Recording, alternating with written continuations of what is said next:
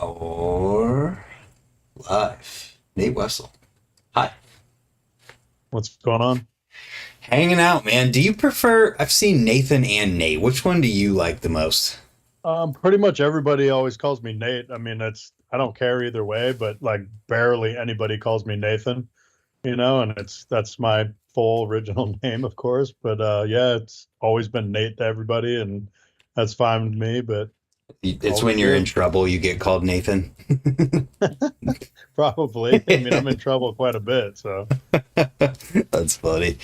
Oh, I'm curious just to hear what you've been up to lately because we've been trying to get this on the books for a little while now, and you've been busy. oh man, it's tough because it's hard for me to like plan anything, man. It's like jobs are crazy, it's like it's today I'm like, oh yeah, this week is pretty mellow and I'm just doing some stuff at Pastrana Land, but I could get a call like, yo, we need this done, can you fabricate that? And this just happened to me like last week where my buddy from Texas, he owns a company called Rally Ready. It's a driving school for learning how to drive rally, and he does a lot of different like stuff with Red Bull.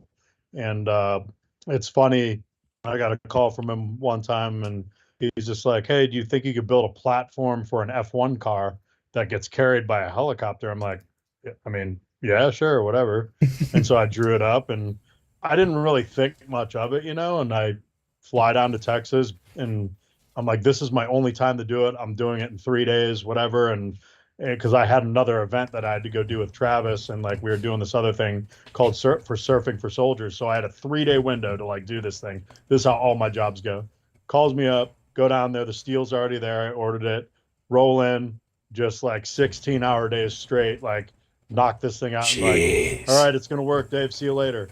And then all of a sudden, like I'm getting like notifications on my phone, and people are hitting me up. Hey, did you see this thing?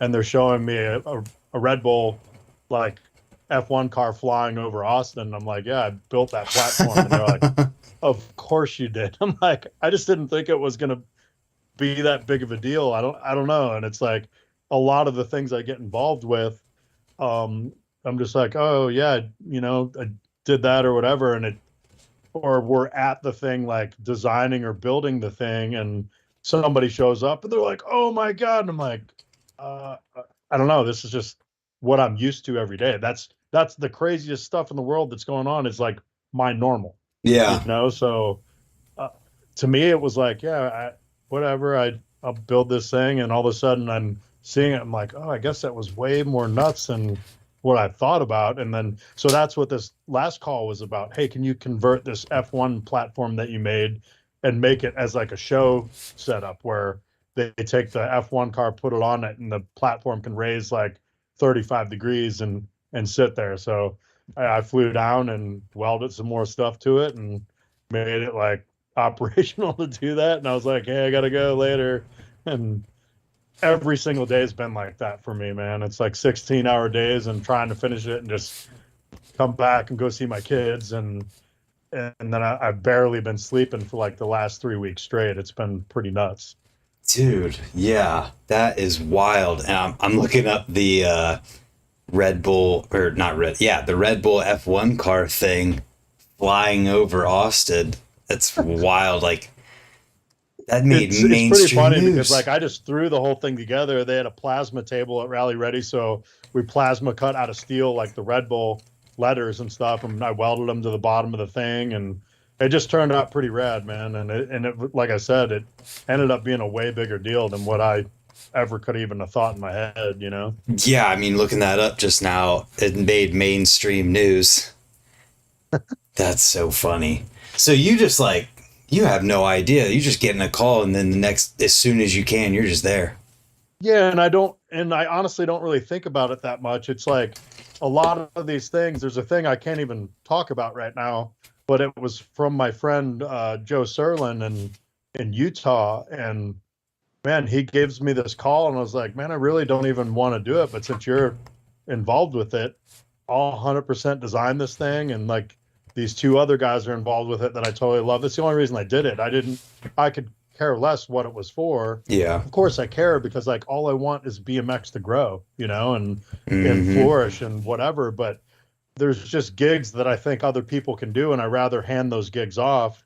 And you know, and I thought it was like something like pretty easy, and but I was like, just the people involved. I love the people involved. I'm like, sweet, I'll cut you a deal. I'd love to do it just because of you, you know. And so Yeah. that's like this thing with my buddy Dave that owns Rally Ready down in Austin, Texas. Like, he hits me up, and I do anything for the guy, you Yeah. know. And it's like, seriously, anything that he wants to do at his ranch, I would 100% go down there basically free of charge and be like, I'll help you with anything. Just give me a little bit of seat time in a car or Oh whatever. yeah. And it's like, dude, because like I want to drive so bad. It's like been a dream that I've had my entire life. And just recently for Channel 199, that's one of the main things I work on now. Travis Pastrana has a YouTube channel called Channel 199, Hmm. and he asked me to be a part of the channel and work on it full time. So that's kind of my gig. And then I take side work, you know, and hopefully the side work will go away at some point, because the channel will just be massive and we can just every day wake up and just do the best stuff ever, you know?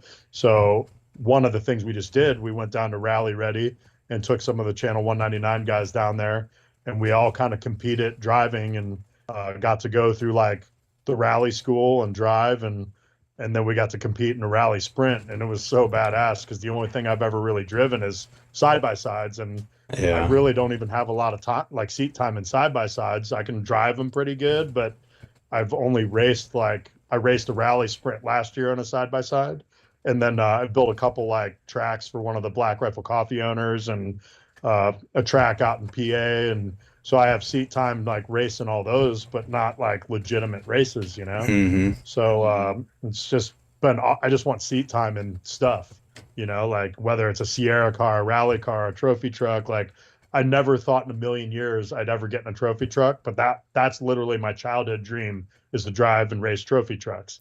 Whoa. And went to Rally Ranch, and Dave's like, he had a trophy truck. I'm like, yo, am I gonna get a ride in that thing? He's like, sure, come on. He gives me a ride in the thing, and I'm getting out like, dude, that was the sickest. It's so much crazier than a side by side, because like you hit a jump like all out war, and you can jump 150 foot to flat, and it's like just like a pillow, you know. And he's like, well, get in the driver's seat, and I'm like, what? He's like, yeah, dude, get in the driver's seat. So I'm thinking, there's no way, like, who am I, man? No one's going to put me in the driver's seat of this thing. No, Texas Dave put me in the driver's seat of a trophy truck. And I guess I was like one of the second people that's ever gotten to drive that truck. And I got to drive it before Pastrana. So I was pretty happy about that. Yeah, you have that forever now. Yeah. Damn. Who else is part of that channel with you guys? So Greg Duffy's like a local like motocross hero here in Maryland, and he was the first guy to do a double front flip on a dirt bike for Okay. at the Nitro World Games. So of course Travis, Jim York, he's been known to do like all kinds of wild like limo stunts. I think our last video that we just put up the other day, Jim drove a limo through a house, and he Oh, crashed into a tree going like sick. 55 miles an hour, because like when he comes out of the backside of the house, he smashes the brakes, but he's like skidding down a hill, and he literally, the in-car Hey footage everybody, is mental. Travis Pastrana here. It was crazy. But so yeah, we have a bunch of guys on the channel. Stripper Josh, his name comes from he won a contest when he was like 18 or 19, and he became a stripper in Vegas on some MTV show or some stuff. So he's part of our channel. Hubert, Mm. everybody's favorite redneck. You know, Lindsay Pastrana. We got all kinds of stuff in the works. We're building it's called the Sheesh Red. It's Lindsay's like barn, and we're putting a vert ramp inside of it. And it's something Lindsay's wanted her whole life. And I get to build the vert ramp. I designed the actual barn and everything. So we have all these crazy projects in the works, and we're just going to basically show the inside and out of a lot of the build out of stuff and the behind the scenes stuff, and just a lot of the interaction and the shit talking between like our crew. And it's seriously like every single day waking up, it's a breath of fresh air. Just, you know, it's so fun to work on it, because like Travis posted a video on channel 199. It was maybe a month ago. He did a backflip to front flip. So that idea came from the Masters of Dirt guys. I'm really bad with names, but they have a motorcycle rider that did a jump to the platform nose wheelie and front flipped out of it. So like the Masters of Dirt guys, it's funny. I have a story about Georgie, like after I tell this story, the guy that like started Masters of Dirt. So Travis saw that and he came to me like a year or two ago. He's like, hey, what do you think? Do you think that we can backflip into this and front flip out of it? And I was just like, the way it works in my head, yes, but you're not going to do it on a flat platform. He's like, well, why not? I'm like, because the arc that you're coming down on the platform is just going to be, you're not going to be able to hold on. You're going to have to do it at your peak. And you like, if you can do a very quick backflip at your peak and be at your slowest point at your peak, the platform is going to have to be on an angle. And I was explaining all that to him. He's like, well, we'll just try it first flat and whatever. And then he kept getting injured and all these things. And then it finally was like, hey, I'm getting a knee replacement. This is another thing. We're like, we're going to fly out to Oklahoma and do this right now. Do you have time? And I'm like, well, now I do. I mean, I'm pretty much working for you. I mean, whatever. Yeah. I can do anything. So it was a totally last second thing. His knee surgery kept getting put off, and he's getting like a full knee replacement because his knee is just trashed. And so we fly out there, and everything that I was saying for the last 2 years, it like kind of worked out. Yeah. He had all these theories. I have all these theories, and it's awesome. Like when we put our heads together on this stuff, I think it's the funnest stuff I've ever worked on, because a lot of my job over the years was just like, I don't know, building a mini ramp or this. I mean, just easy, I can build it with my eyes closed. There's no thought process to it. But when Trav comes to me with an idea where like, I feel like I actually get to use my brain, and like I physically and mentally, it just takes it out of me by the end of the day. Even if it's like not a super physical day, I'm like so drained because like, we really had to think so hard about like what we're doing and what changes do we need to make this thing work and whatever. And we made this thing come together, and it was nuts because it's like, this could be one of the, for me, it was such an emotional like week that we were there.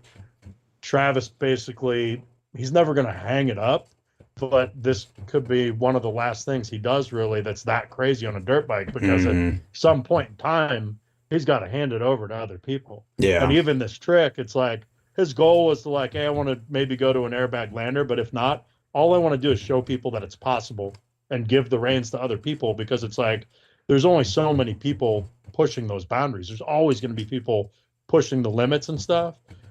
But honestly, when Travis, like first time he came to me and he's like, let's make like a skate park for dirt bikes. And we just started like toying with ramps, and like, the explosion of what we did with all the different crazy radiuses and different things. Like there was only 3 ramps that moto dudes used, and they were so mad when we started doing this. But Travis is like, yo, my door's open. Come try any of them. Yeah. They're here, and it's because it's like, well, he's going to have this advantage. Well, no, I just put the money into it because I just want to see FMX explode. Yeah. And I want it to get crazy. And it did. And dude, he did it, and like other people followed suit because they kind of had to. But I don't know anybody else on the planet that's pushed it as hard and as far as he has.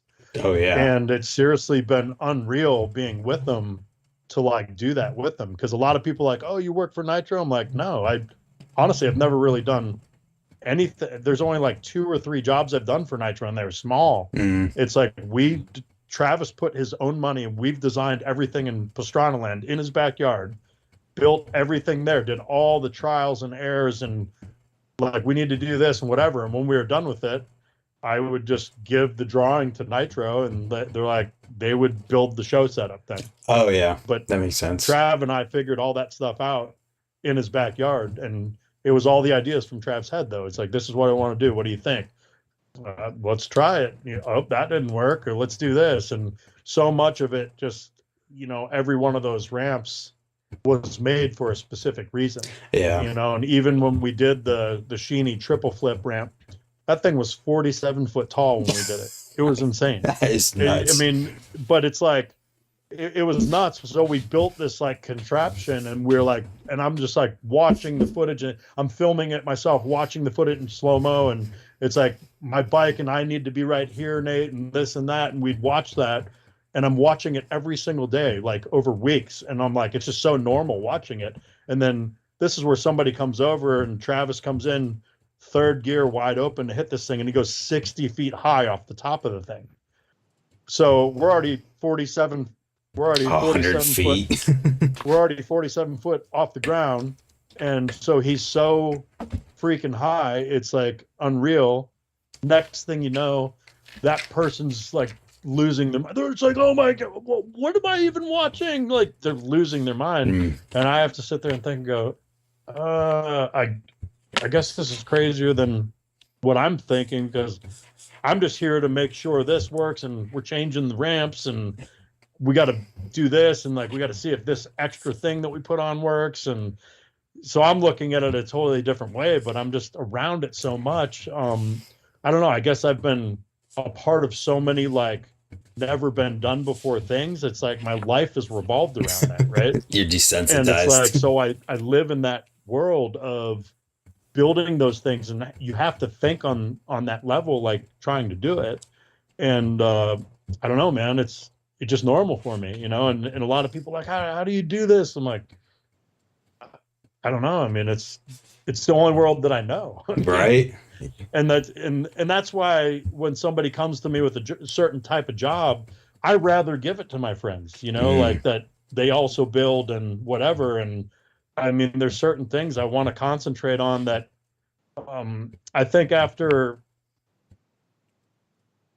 this one's a tough one for me, because the big reason why I do this is like with BMX basically saved my life, you know, like, and I think a lot of people can say that or whatever, but it literally, I wasn't trying to be a pro.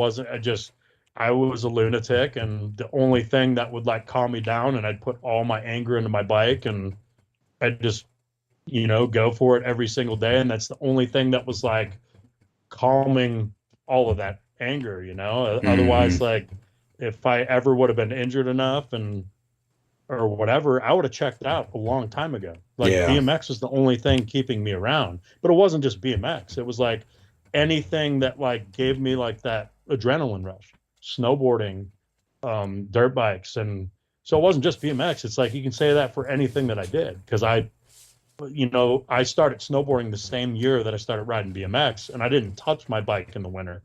I literally only BMX like in the summer, and that was it until Chango World started getting built. Yeah. And when we built Chango, like I was riding, but I snowboarded every single day. I would go to Chango, I'd ride and build over the weekend, but also like in the morning I'd go snowboarding. Wow. So I essentially was like, I don't know, it was just 24/7, and I was going to college too. Jeez. So it's like I built it, and I was on full time, like I was on a track scholarship for pole vaulting, building Section 8, building Chango World, snowboarding, and riding my bike. So when did you sleep? I didn't, and that's like where it comes from. Like I literally was not sleeping. I was like sleeping 2 to 4 hours every night, and that was it. Wow. And it was nuts. And my roommates and everybody in college was like, "You're nuts," and I'm like, I don't know. I mean, I did it. I was so motivated and so passionate about what I was doing. But sorry, back to like the BMX thing. It's like I got to a point where I wasn't progressing anymore on my bike. And this is when I got older, and I love BMX. I'm always going to ride, you know, as long as I can, but I just don't get the same things from it. And the funny thing is, like, people have asked me over my career, like even about like building and whatnot. Well, how can you go and do these 16 or 18-hour days? It's like, dude, when you're that passionate about, I have that same energy, especially when it's a project that like you're creating from nothing. Yeah. And you're making this thing that, like, any of the shit that I've worked on with Travis with, when I'm, like able to progress at that, or a design that's never been done, that like kind of freaks me out and gives me that same fuel, that same energy that BMX did when I was like on my A game riding my bike. But now it's like I can do it in my design or my work, or it could be just like you and me talking, like us being better homies, like, or whatever. That can do it too. It's just like that kind of progression. I need that in my life. And if that ever ends, dude, I don't want to be here anyways. You know, it's like, Yeah. I don't know. My whole life revolves around that kind of stuff. And I think that's why if it's a gig that I'm not going to like learn from or whatever, I would rather give it to somebody that like, hey, they need the money, or there's so many people out there that need the work, and all the good guys are already busy. You know, it's like Yeah. they're seriously crushed it like every single day. I watch that like online. I'm like, damn, those dudes are killing it, you know, and so much rad building going on and fabrication and whatnot. But if a lot of stuff comes my way like that, it's like, I don't know. I just need to be fully into the project. Otherwise, like, I almost rather not do it. I rather I just think it's wasted energy for me, you know, where I would rather put my mind towards something. Not that those projects aren't awesome. Like all of them are awesome. I do everything for different reasons. Like I told you at the beginning of this conversation, Yeah. certain people involved. Hell yeah, dude. I would build a backyard ramp for people that I completely love, and you know, and it's for a totally different reason. Yeah, it's easy to build and whatnot, but that's going to make me so much more stoked watching that family, you know, like personally knowing them, Yeah. watching them ride that. I get like just a whole different enjoyment out of that, you know? Yeah, dude, the 16, 18-hour days are easy when all you care about is getting to that final result and seeing what you're picturing like happen in real life. That's so easy. It's wild, man. When we did, I mean, any of the really big, like Woodward projects we've done, like your head's in there the whole time.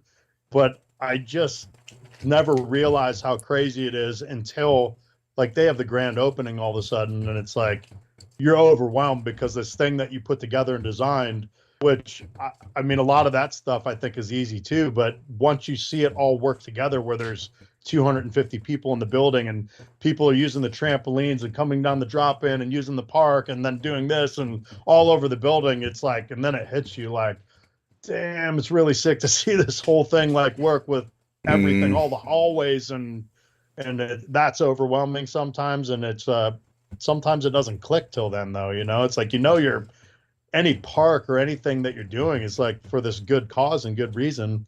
And you know, getting like anybody into like action sports, BMX, skateboarding, scooters, whatever it is, like it's awesome, that part of it. But when you actually see it all incorporate together and whatever, it's pretty neat, man. Yeah, absolutely. So when did you realize that you had a knack for building things? Man, it's I was always like, I think good with my hands, like art and stuff. It's funny because I never even took a shop class, which I wish I would have, you know, but I never took a shop class. But my dad, he was an engineer, and he had a friend growing up that was a carpenter. He had a friend that was a mechanic. He had a friend that like every one of his friends was like badass at that skill. So he learned a little bit of everything. So when I skated for like 8 years before I started riding bikes. I never quit at skateboarding, but anytime I was like, Dad, I want to build a lawn tramp. He's like, all right, let's go. Dad, I want to build a rail. He's like, all right, let's do this. And he would help me. And I just kind of like learned through that, you know? And, Yeah. and, I mean, I was laying wood floors in like our home when I was 8 years old. My dad was like, wow. You need to do this and whatever. And he would show me and he'd watch me, but he was like we were building our own homes. I didn't know what I was doing, but my dad would show me, and that's just kind of where it came from. I never realized what that would lead into, you know. And I was just so motivated. Anything that happened, I wanted to skate and I wanted to ride, and you know. And when I started riding BMX, like I would like a park would come up. It was like there was a local park where I lived, and they raised the money for it, and they're like, who's going to build the ramps? I'm like, I will. I don't care, whatever. Do you know how to build ramps? I'm like, No, but I know I can though. I mean, I like here, I'll show you or whatever. We get the material, built these quarter pipes in my driveway, and we brought them over, and they're like, "Damn, you can build ramps." And it was just I was so motivated to do it. In my eyes, like I was never going to be a pro. I Yeah. was like, the at that era when I first started riding, the pros were contest guys. And I'm like, I hate contests, so I'm not going to be a pro ever because I could care less about contests. All I know is I want to ride. And then I started thinking, like, man, if I could build skate parks, I could stay in the industry and I get to ride everything I build. That's all I want to do. So that's where I came from, and so I started going to college, and then Chango opened its doors, and I went there one day, and I was like, hey, I'll make you guys a deal. Like, I'll build your guys ramps. And they had just fired their other ramp builder because he was a complete drunk or whatever, and all the stuff he was building was horrendous. So I went there and I told him, like, hey, I'll build the vert wall, and I build this and this and like 3 or 4 things. They're like, well, how long is that going to take you? I'm like, I'll do it in 3 days. And they're like, no, you won't. I'm like, no, I'll do it in 3 days. And they're like, no, like this guy built this and it took him like a month. And I'm like, okay. So they didn't believe me. I go there and I built it in 2 days, not 3 days. So they were shitting. Like, they're just like, what do you want to do next? I'm like, and then I basically was just like, I want to build a wooden rhythm section. And they're just like, no, no, no, no, you're not doing that. And I'm like, what? Why not? And they're like, well, we've been to every single skate park in the country. We go to all these contests. And this is Scott Powell and Dave Schaefer. And they're like, we've seen all the best stuff in the world and nobody has this. I'm like, you just said nobody has this. That's the point. Yeah. I want wooden trails. And it's like, it's funny because like Rick Molinterno and those dudes that built Rampage, their place flowed like trails already. They didn't have like straight up like wooden rhythm, but they had wooden rhythm without having like what looked like wooden rhythm. Yeah. So like, it's not like, I didn't recreate the wheel, man. And it's like, a lot of people will say, oh, you did wooden rhythm first. No, dude, it existed. It was there already. It just looked like quarter pipes and hips and whatever. It didn't look like wooden trails everywhere, and it's like, there's been, I mean, look at Ray's and look at like what Craig from the Flow did. It's just like, dude, everybody one-upped what I don't look at what I did was genius at all. I'm just like, this is what I want to ride. That's it. I started building it when they were, because they didn't want me to do it. I started building this shit when they went away to a contest. They had like gone for a 4-day weekend. So I built as much stuff as I possibly could build. And they came back so mad. And I'm like, how much money did it cost you? And they're like, nothing, and it's like, because they had all this like random wood laying there and they got for free and whatever. So I'm like, look, I bit all the framing and everything's there. Just like, let's just buy the plywood layer and it'll be done. So I built like 3 or 4 jumps like right away, and they were just like, this isn't even going to work. And everything worked flawlessly. Like as soon as we had the plywood on, I'd take a run. They're like, you're never going to be able to jump that without pedaling. I'm like, you guys have no clue. Go flatland, And it's like, so, and they're like, well, what's next? Because it worked what I did. And then everybody started like within a 5-hour radius started hearing about Chango, and like they started traveling from a 5-hour radius everywhere, coming to Chango every single weekend. Yeah. And we would build through the week while I was at school, and we'd have new shit every single weekend. We'd have something new, and it was blowing people's minds. And it's like pretty quickly we had a full rhythm section. And then next thing you know, the Think skateboard team comes there with John Cardiel and like all these, and it was just like, what? Like, these are legends that I looked up to in skateboarding. And these dudes are like, dude, this is sick as Burnside. And they're saying this, and I'm just sitting there in awe watching it going, what? Wow. And these dudes are ripping the rhythm section, and just Tim McKinney, Dandra Hobel, and like, I'm just mind blowing that like these guys are like into it, because that's what I wanted to skate. Like I skated the rhythm section too, and I could jump all the jumps, and dude, it was so rad. And like, it's just, and by that point people started calling me a pro, and I was just like, I'm not a pro, dude. And I build ramps. you know, and I'm trying to make money building ramps. And next thing you know, like I'd start getting sponsors like, hey, we want to give you this, we want to send you here, we want to pay you that. And I'm just, what? How is this even possible? Like, aren't pro, like, if you're going to be pro, don't you have to ride in contests? No, it's like, I got to thank Joe Rich and Taj Mahalich and dudes like that were like basically said F you to contest. And people like them so well, like the lifestyle of it all, that opened the door straight up for like lifestyle style BMX. Yeah. And that's all I was doing. So it was like, I was more like the core dude that I built ramps and people dug what I was doing. But did other people deserve what I had? Hell yes. There was riders that were way better than me. It just, I don't know why I got what I got. It was awesome. I thank every single person that has ever seriously like given me anything and the opportunity. And it's honestly, it started with like Joe Rich and Taj and those dudes. I was just homies with those guys, but what they did opened the door for the whole lifestyle thing to start. Yeah, that's wild, man. It's crazy to think, looking back, like today, that there was ever a time where it wasn't like it is today, where you can be a lifestyle rider, you can be a contest rider, you can be a video part rider, you can be whatever it is. It's crazy to think. I mean, it existed before Joe and Taj, but it's like, just nobody got paid for it. Right, exactly. Because that's what the best thing about BMX was to me, is like, just the lifestyle was awesome. I'm like, I didn't care if I wasn't making money, because I wasn't. I was building ramps and I got to ride my ramps and was like, hell yeah, this is the best. Yeah. You know, and it's like, that part was sick, you know, and it's like, so the lifestyle already existed, but when those dudes were like, F you, we're not going to contests anymore, and we don't even care if we lose our sponsors, people backed them. Yeah. Etnies backed them. You know, all those companies backed them. They started T1 and was like, yo, this is what we're doing. And like, everybody loved what they did. And, you know, and there was other people doing it. And then it just like, I think it just flooded everything then, where like it started turning where it was a lot of lifestyle stuff going on. And then, you know, it was just weird to me to watch what happened after that, though, because where I sat, you know, it's like, I hated the X Games, man, growing up. I didn't like it at all. And then I got asked to build the X Games. And I was like, this is weird.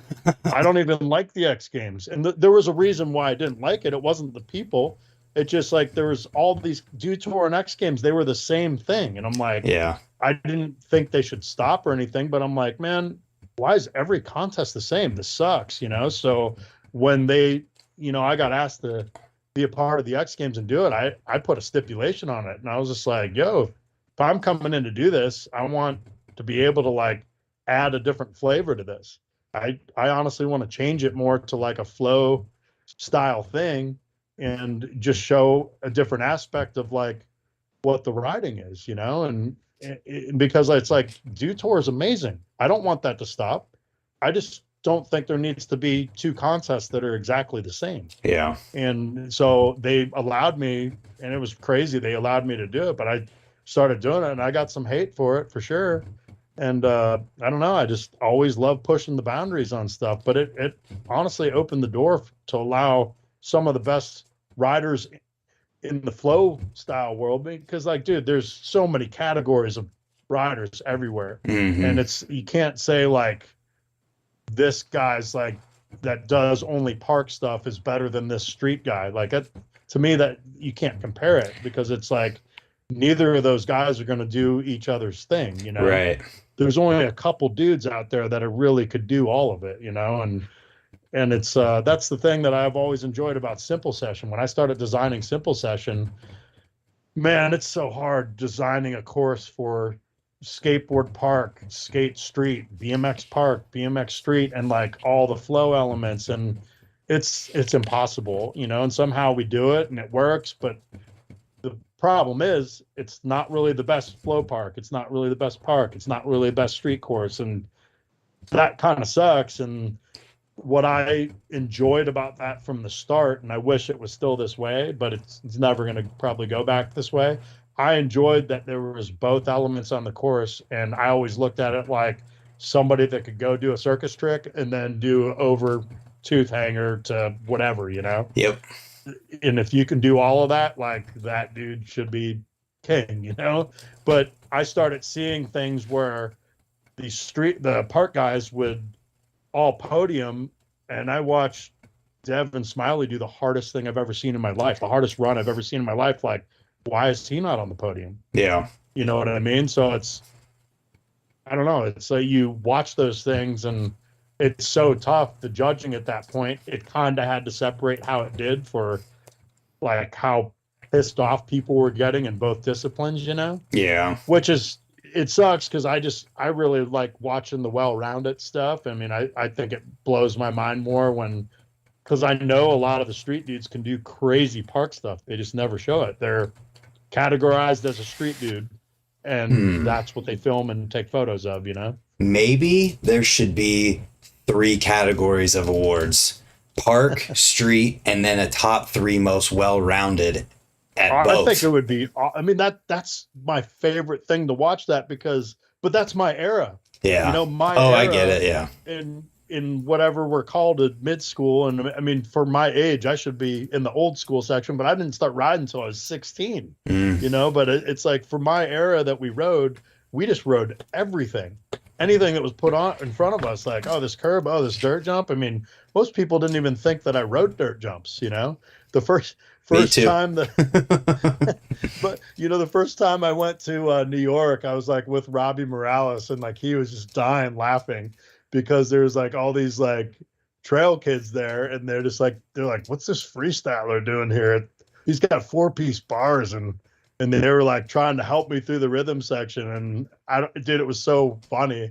And like I ended up jumping all the biggest jumps there, and they're like, oh, what, this kid can ride dirt jumps, you know? And it was hilarious, man. Like the first trip I took out there, but I grew up riding dirt jumps, but I wasn't like known as some dirt dude, you know? Yeah. Yeah, that's funny. So going back to Chango 1, what do you think made people love that place so much so that they still call it like the best skate park of all time? Well, I guess that solidified what you said when you asked this question. I guess I didn't really answer it correctly. I should have answered it short. It took a while to do that. But what solidified me as a builder was Chango 1. And when a rider pole came out, and on that rider pole, there was 4 places that I had something to do with. Mm-hmm. But Chango was number 1 over top of Woodward. And that right there, when that came out, I was just like, holy shit. I seriously looked at that and was like, I think I can make it. I hadn't even really made money yet. Oh, wow. Know, because I was just building, like, Chango at the time. They bought me a nail gun and a saw. You know, it's like they weren't really paying me to build Chango 1. I just loved it and was learning. And it's fine. I'm not bummed about that. I was using that as my, my resume, basically. Mm-hmm. Because after I built that, everything fell into place after that. It's like I landed the X Games because of Chango in Section 8, you know, and I started building Section 8 like a year later or something. But just because I was really good friends with Steve Luckett and Joe Cupp. Yeah. And so Section 8's on that list, and, you know, all these parks were on that list. And I was like, man, if all these things I'm doing are on this, like, I'm definitely going to be a builder the rest of my life. Yeah. And that was like right before I think my pro career kind of started with BMX too, which I was, you know, flipping out that happened too. But my building never stopped. My building just kept going up and up and up. And it just got to a point where I was just doing so much stuff. I couldn't put the time into filming and taking photos, and I was just getting hurt so much riding. Like, it's just, you know, the building I always knew was going to be my future, you know? Yeah. So when is Section 8 directly after Chango, or was Chango 57 and 2? It was like, we did Chango was first, of course. And I'm just it's so hard for me to remember like dates and stuff. I just remember Chango like never stopped. It's like we built all this stuff, and then Scott would be like, we need to take a break, and then but we'll revisit. And then he would come to me, and it was funny because like he'd come to me and like, we want to do this, okay, And he didn't want me to build Section 8 at all. He was like trying to make it pretty rough on me. He thought it was going to hurt him, but all it did was bring more people where from a further distance. Cause like, hey, we can hit Changa, we can hit Section 8. It wasn't like really stealing anybody from the park. And like, that's what I laugh at. Like when people, I mean, it's one thing if you put a park right next door to another one or in the same town as another one, and you drop your prices and are trying to screw them over. But it's like, if you guys are doing different stuff and you collaborate, just get more people to come to town. As long as you're not like, hey, they're doing this event, we'll screw them. We're going to put our event on the same day. Yeah. Dude, that doesn't help anybody. Right. Do it a day after. People will come in and you can collaborate together and get more people in both your parks. Right. And I think they finally saw that after the fact, because like, nobody's trying to hurt anybody, but like Scott was like super mad that, he would like bitch at me like, hey, you going to come to build today? I'm like, and I would. And literally I would leave straight from there and go to Section 8 then. Wow. I mean, I'd work a 12 or 15 hour day and go straight to Section 8 and put a 16-hour day in there, go straight back to college. And I'd make it there for my 7 a.m. class. Jesus. And I just sleep in between classes. Wow. And then leave right after class, go to track practice, and then pin it to Changa, start building again. And do good enough at the track thing to hold your scholarship? Dude, that's crazy. It was insane, but I was going 16 feet in college. Like, and that like pretty much will win a lot of meets unless you go up against D1 schools. And I mean, my track coach at one point, like, it was my junior year. He came up to me, was like, hey, brought me into his office. And this is the head coach. The head coach didn't really like me. The assistant head coach loved me, and my pole vault coach loved me. He comes into the office, and Smalley was his name. And he's just like, yeah, you got to quit snowboarding and riding bikes. And I was just like, what? I'm like, he's like, yeah, I mean, your team's counting on you. And I just was like, you call this a team? Like, you and dudes on the team are like, the black guys talk to me. They love me. I fucking sit with them at lunch. Like, they're the best dudes on the planet. But nobody else even talks to me outside of this track. Yeah. This ain't a team. I'm like, you can fuck yourself, man. And like, excuse my language, but like, and he's like, you're going to throw your track scholarship away? I'm like, yeah, I'm going to get my clothes right now. I'm done.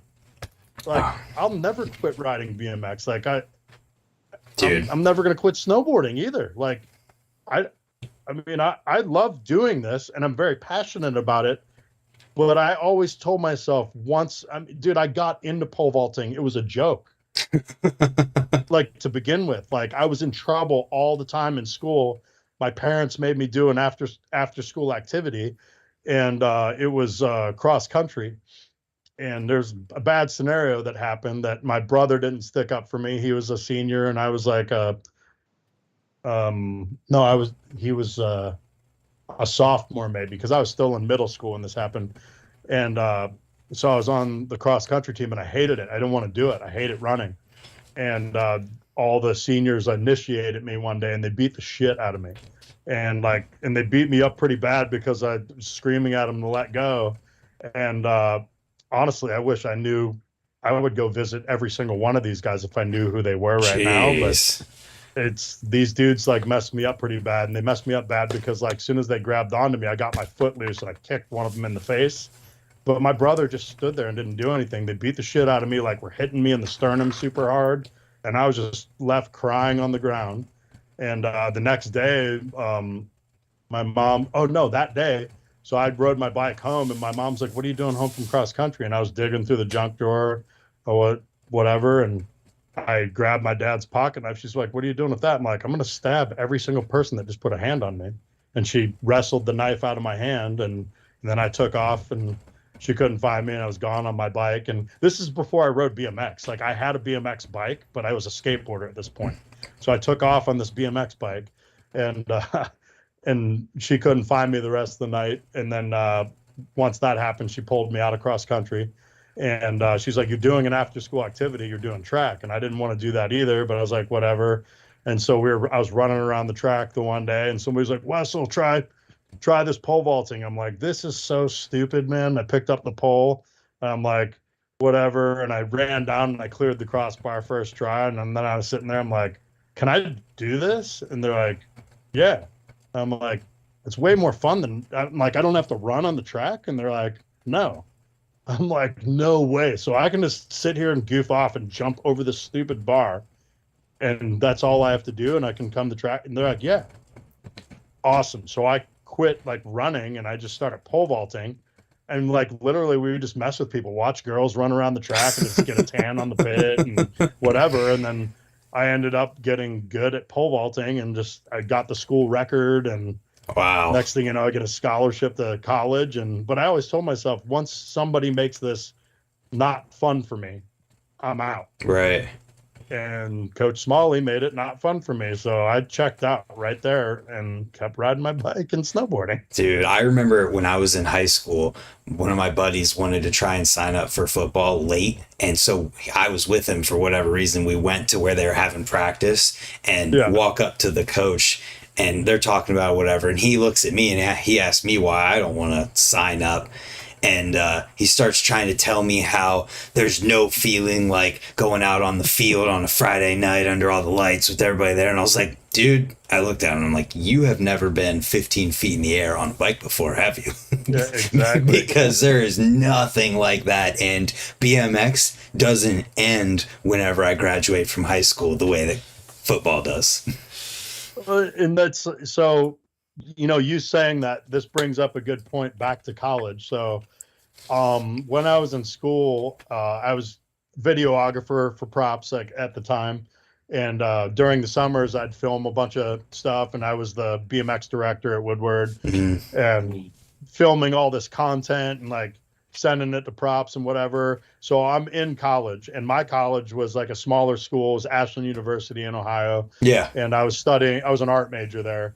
And when I was, you know, I mean, to me, it's like I didn't even want to go to college. I just like my parents wanted me to. And I was like, all right, I'll go get an art degree and just do school. And I wanted to do other stuff. But I was like, learned a lot from school, actually. You know, it's like a lot about life. And it's different in that aspect. Like I traveled the world too and learned more about life. But there's just a certain aspect like of what college teaches you that, you know, it wakes you up, and it's just like, oh shit, you know, you get like something that I don't think you gain right away in life. Yeah. You go to, you know, and you get that out of school. And I'm not advocating anybody needs to go to school. It's just, there's you know, I think it helps, but like you could go to like a welding school though, and you could go there for 3 months and you can roll out of there and be making almost 90 to 100 grand.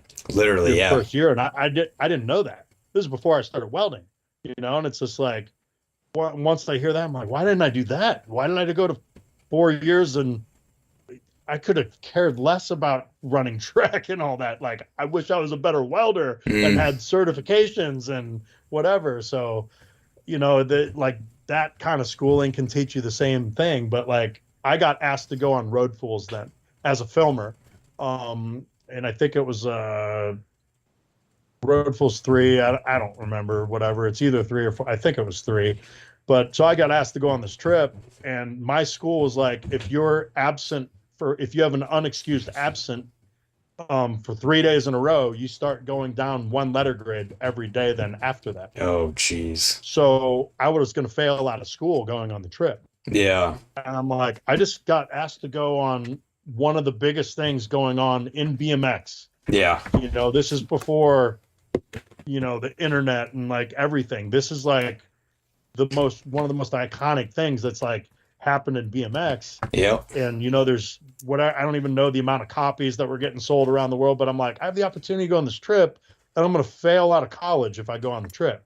So I had to go with my tail between my legs, and I don't do this stuff ever. You know, when I'm wrong, I'll admit it, and, you know, I'll go and do my thing or whatever. But I like was messing with the college professors all the time. I was kind of an asshole in college, but at the same time I liked them, but I didn't even know what they thought about me, because I was always like so against the grain with everything. All my art was so crazy that they were just like, but I was trying to piss people off, and it was a joke to me. Yeah. So like I literally was always trying to piss somebody off.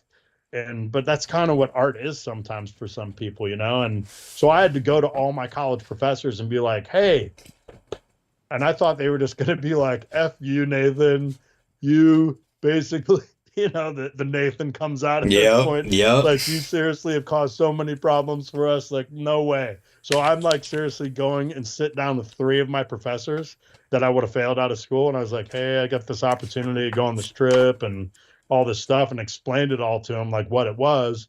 And like, well, we're going to get together with the board and we'll talk about it and we'll give you an answer in a couple days. And I'm just like, damn, I thought I was going to just get an FU right there. Yeah.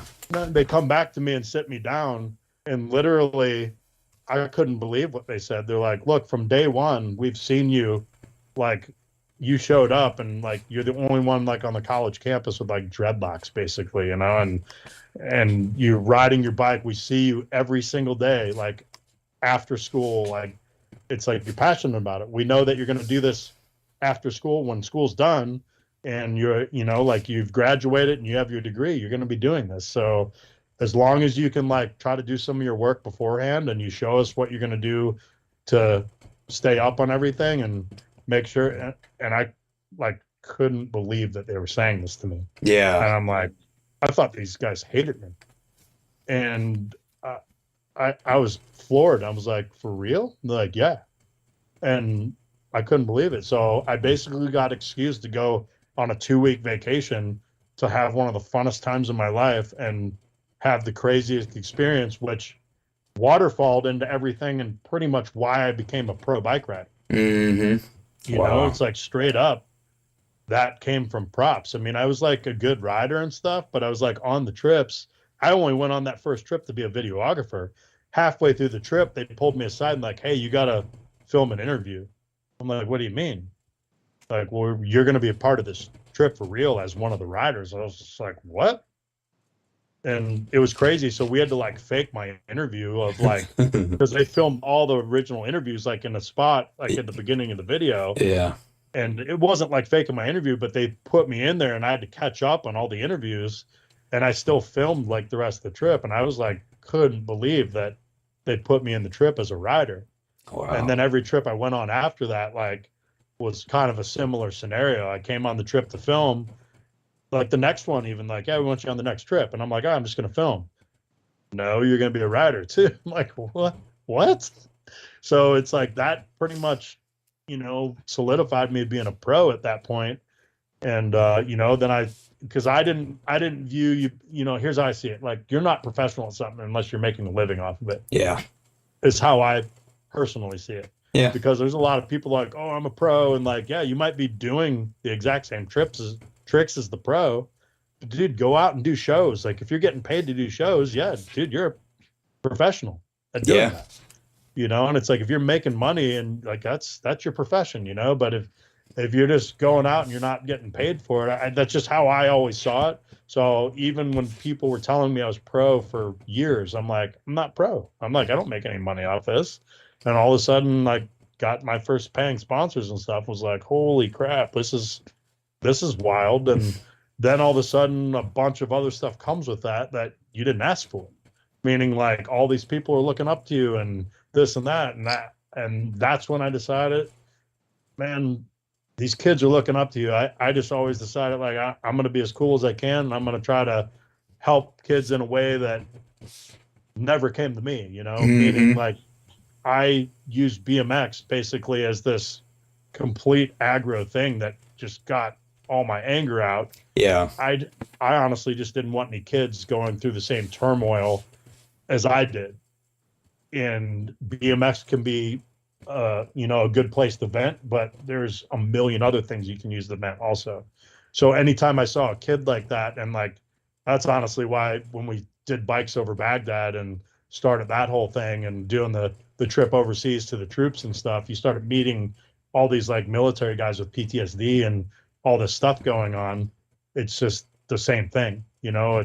I basically have dedicated my life to trying to help people, you know. And I have my own issues going on, but it just like felt so much better and easier to like put it into that. Made me feel better, you know, about what I had going on. And then, you know, in return, I met this plethora of people that are such good humans that when I did go down, you know, and I was like at the lowest point of my life, I was surrounded by all those people that brought me right back up, man. And it's been awesome.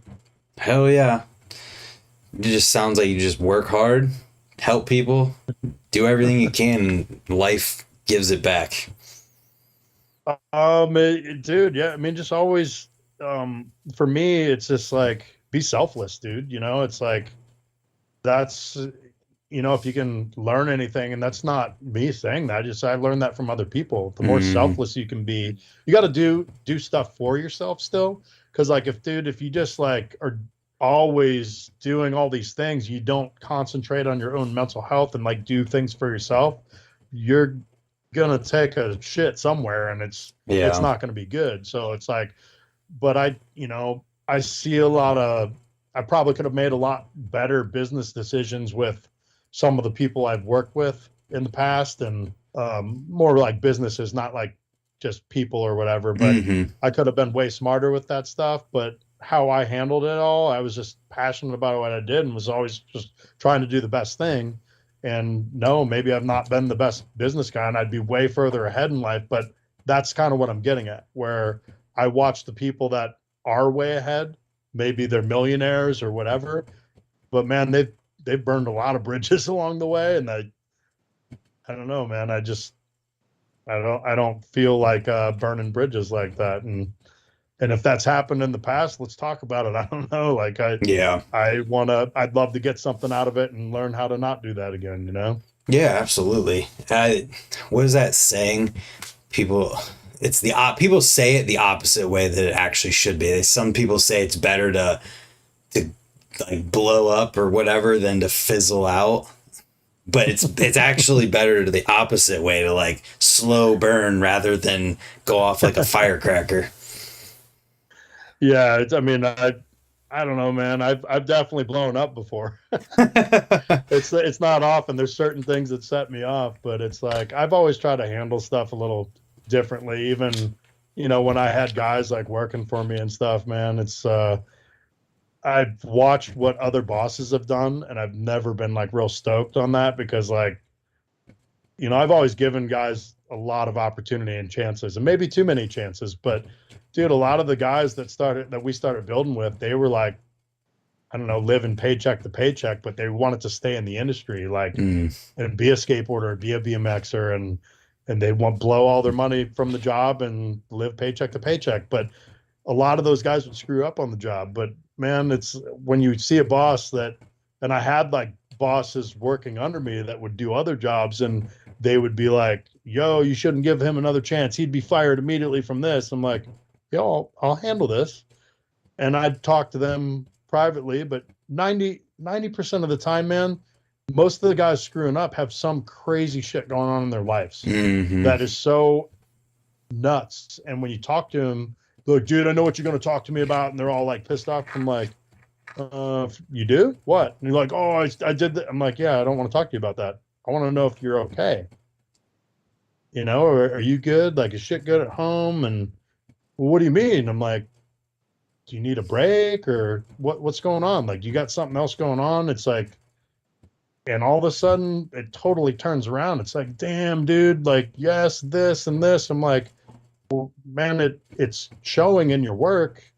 And dude, you're one of the best carpenters ever. Like, dude, you need some time off. Let's take it. Like, or do you need to explode on me? Whatever. I just tell me what's up. And I don't know, you got to give people the benefit of the doubt. And like, but if they're going to keep doing the same thing every single day, then yeah, you got to part ways. Yeah. But dude, people are going to respect you more when you handle the situation differently, maybe than the last boss or whatever. And I'm not saying it's right what I did. I just like, I care about the dudes that work with me. Yeah. And if they got something going on in their external, like, or internal life or whatever, away from work, I mean, that matters just as much as the job, because like, I don't want to freak out on this dude. And then you think he's going to put a good day in for me when we got to get this job done like the next day or the same day. It's like, no, I'd rather lift him up and help him out in a different way. And that's just how I've always tried to handle it. And sometimes it works and sometimes it doesn't. It bites you in the ass, but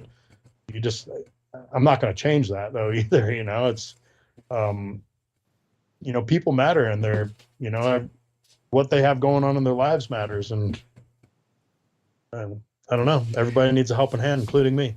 Yeah, well, that makes a lot of sense, man. And thinking about it that way makes a lot of sense. Like, yelling at somebody isn't going to make them want to change anything. Makes a lot of sense. And it's just like, dude, at the end of the day, like every single job I've ever done, I can't do it on my own. Mm-hmm. There's some small jobs I've done on my own, but like I didn't build Chango on my own.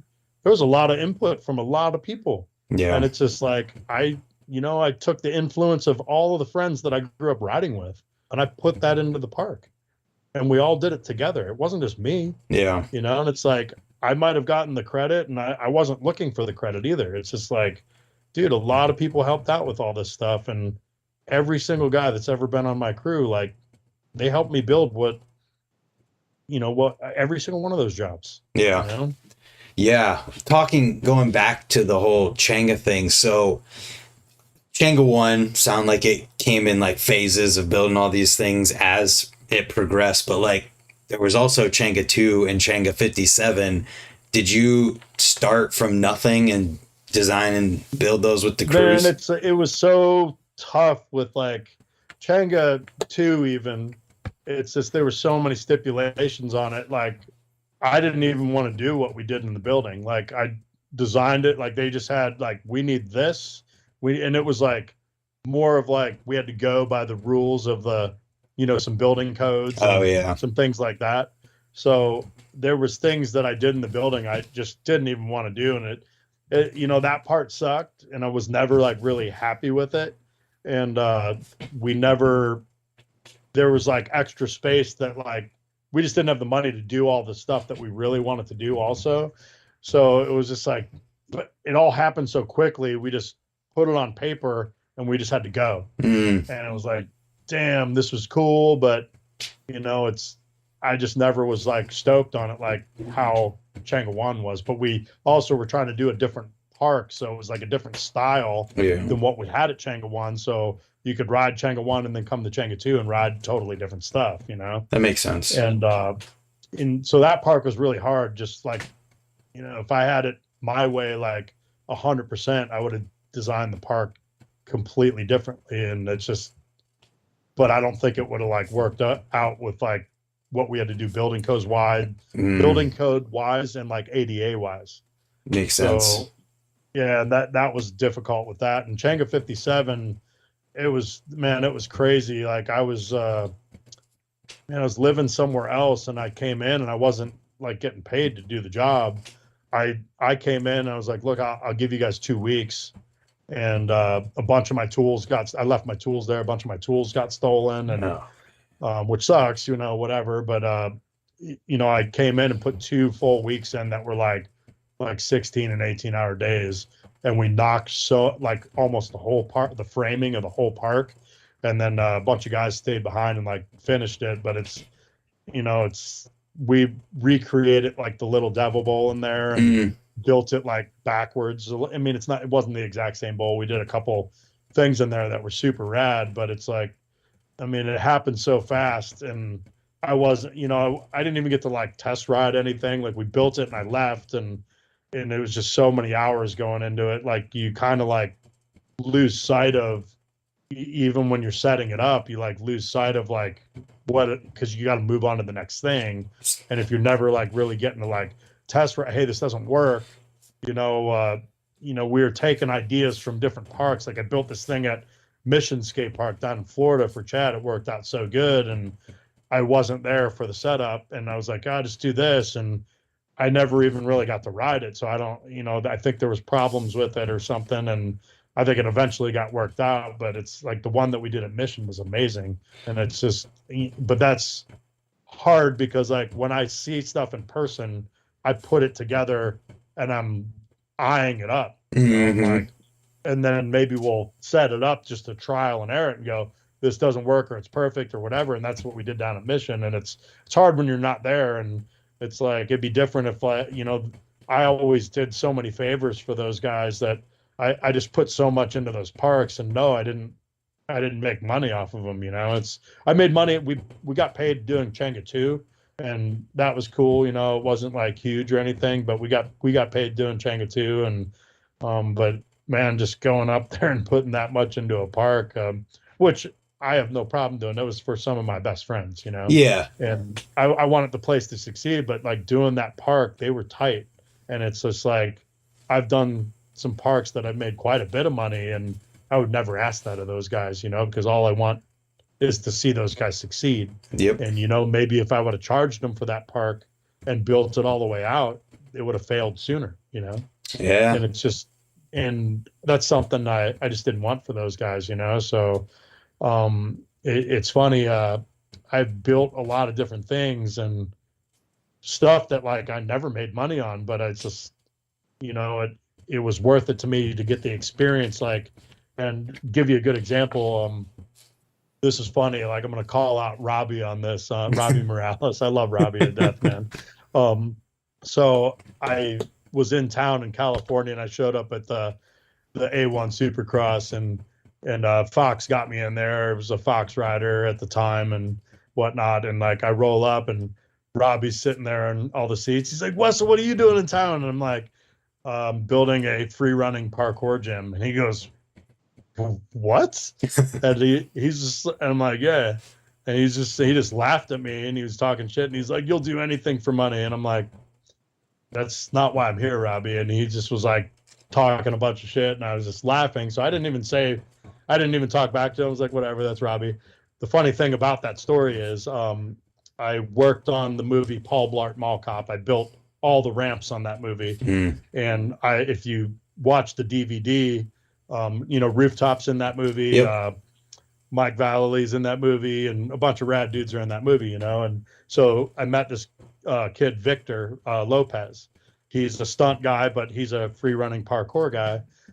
And we would me and Rooftop would go and like film and ride shit in the mall like at night in Boston. It was insane. Like, I'm like in a mall, and I'm like, we're placing these ramps and like doing crazy shit. I'm like, I can't believe we're in here and we can do this, Yeah. And so we're like, in the DVD, it has me and Rooftop riding this mall like at nighttime with nobody in there. Like, you'll never get to do this ever again, And so Victor was there, and I saw him do some of the most wild shit I've ever seen in my life. And he's just running and jumping off of like the third story of this freaking mall and doing a flip. I'm like, how'd you not just break both your legs? Like, you can't even do that on a BMX bike without dying. Literally, yeah. Jumping off shit, and he's just like, whoop. And I was like, yo, like, what? I don't understand anything you guys do, but I'd love to chat with you guys more just to understand. It's like, I don't know, like, you guys are running around and jumping on like street riding shit. Do you guys have courses and stuff? They're like, yeah.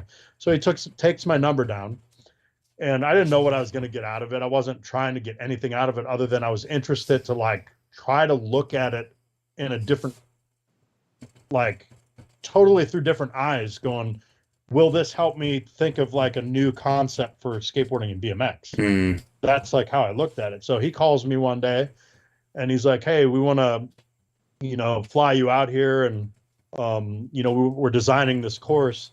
I'm like, well, send me what you have. They sent me this thing that was all scaffolding platforms, looked like shit, and there's just a bunch of platforms. I'm like, what the hell is this? So I took a stab at it, drew this ridiculous drawing up, and didn't even think it was going to mean anything to him. Like, fly out to LA, meet with them, and they were just, their minds were just like, I don't even understand what, like, this is insane. Nobody's done this. I'm like, I mean, I don't think it's insane. It's like, it's literally what's right outside on the street. You guys just have scaffolding platforms. He's like, no, this is like crazy. And then they're like, we're going to build a gym, and we want you to design it. So it's the Tempest Freerunning gym.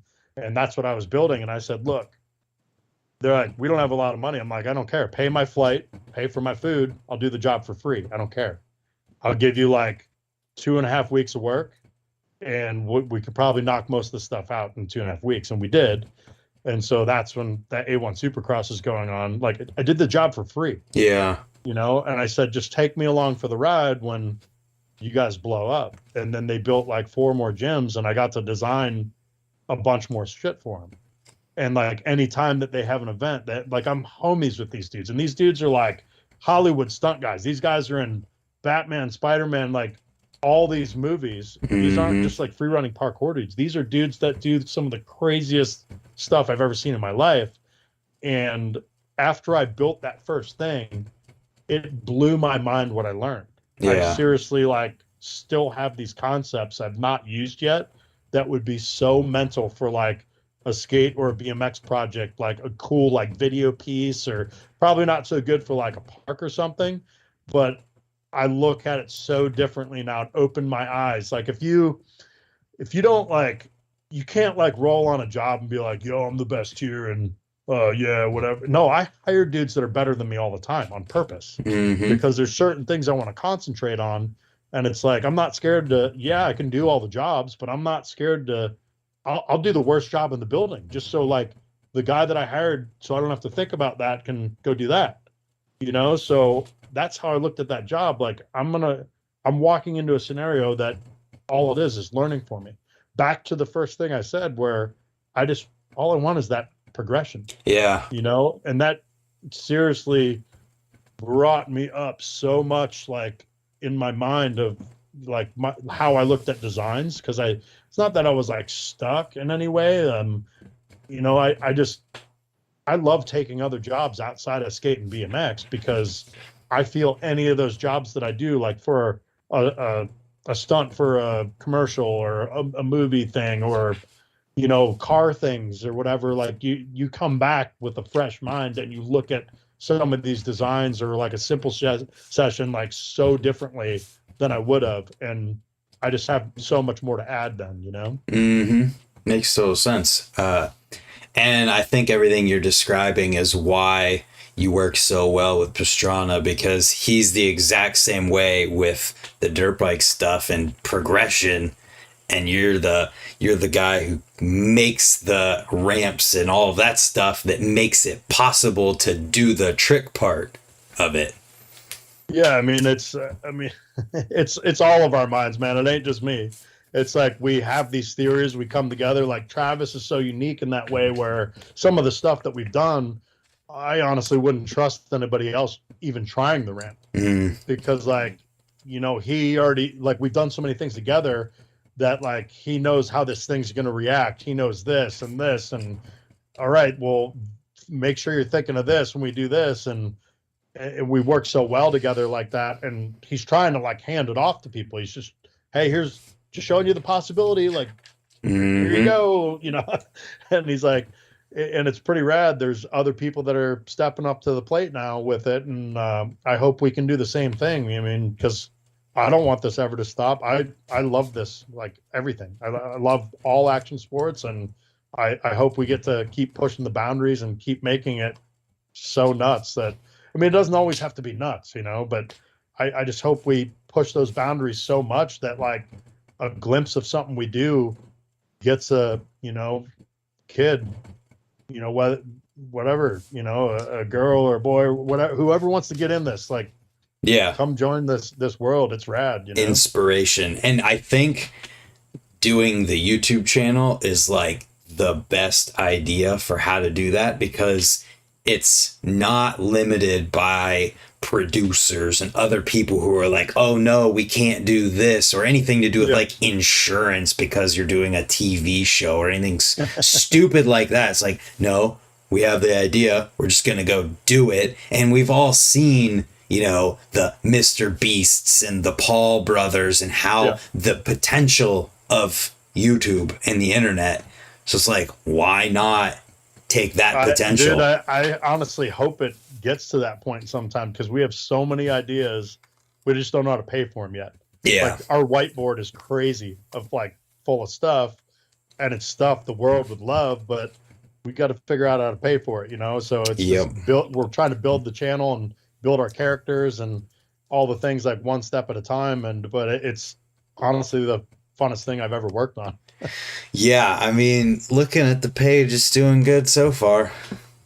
It's grown. You know, we had a really soft launch, but it's growing pretty rapidly. And you know, it's funny because like we need people to subscribe, just so everybody knows. You don't you don't pay anything when you subscribe. It's just like sending it to the content to you after we make the content. So I think Boom. like people don't subscribe or whatever, and it's funny how many views we'll get on a video and we don't have like a ton of subscribers, you know? Yeah. And so where other people will have like millions of subscribers and they get a lot of views, but man, a lot of people don't even know that we started this channel.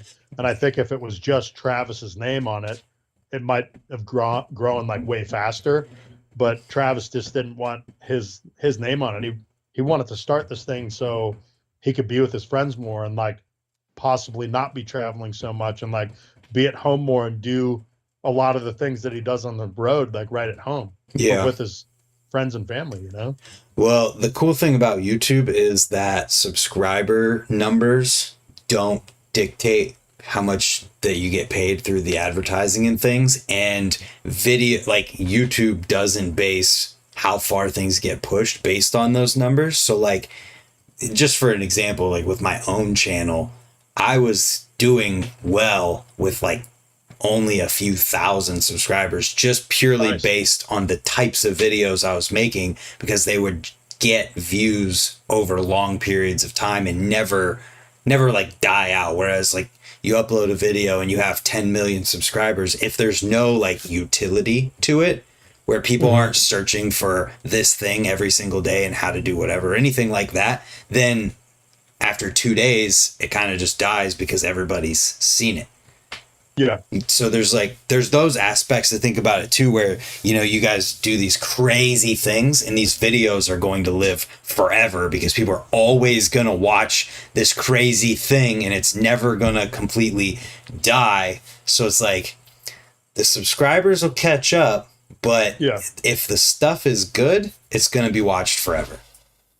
Yeah. And that's where, we're definitely trying to do a lot of quality content. There's definitely some weird stunts we do and stuff, but dude, some of the stuff we have going on is hilarious. Like there's a lot of content that we have, we just haven't even put up yet. And I don't know, just try to keep growing it and keep having fun. And I hope we make something out of it that everybody loves.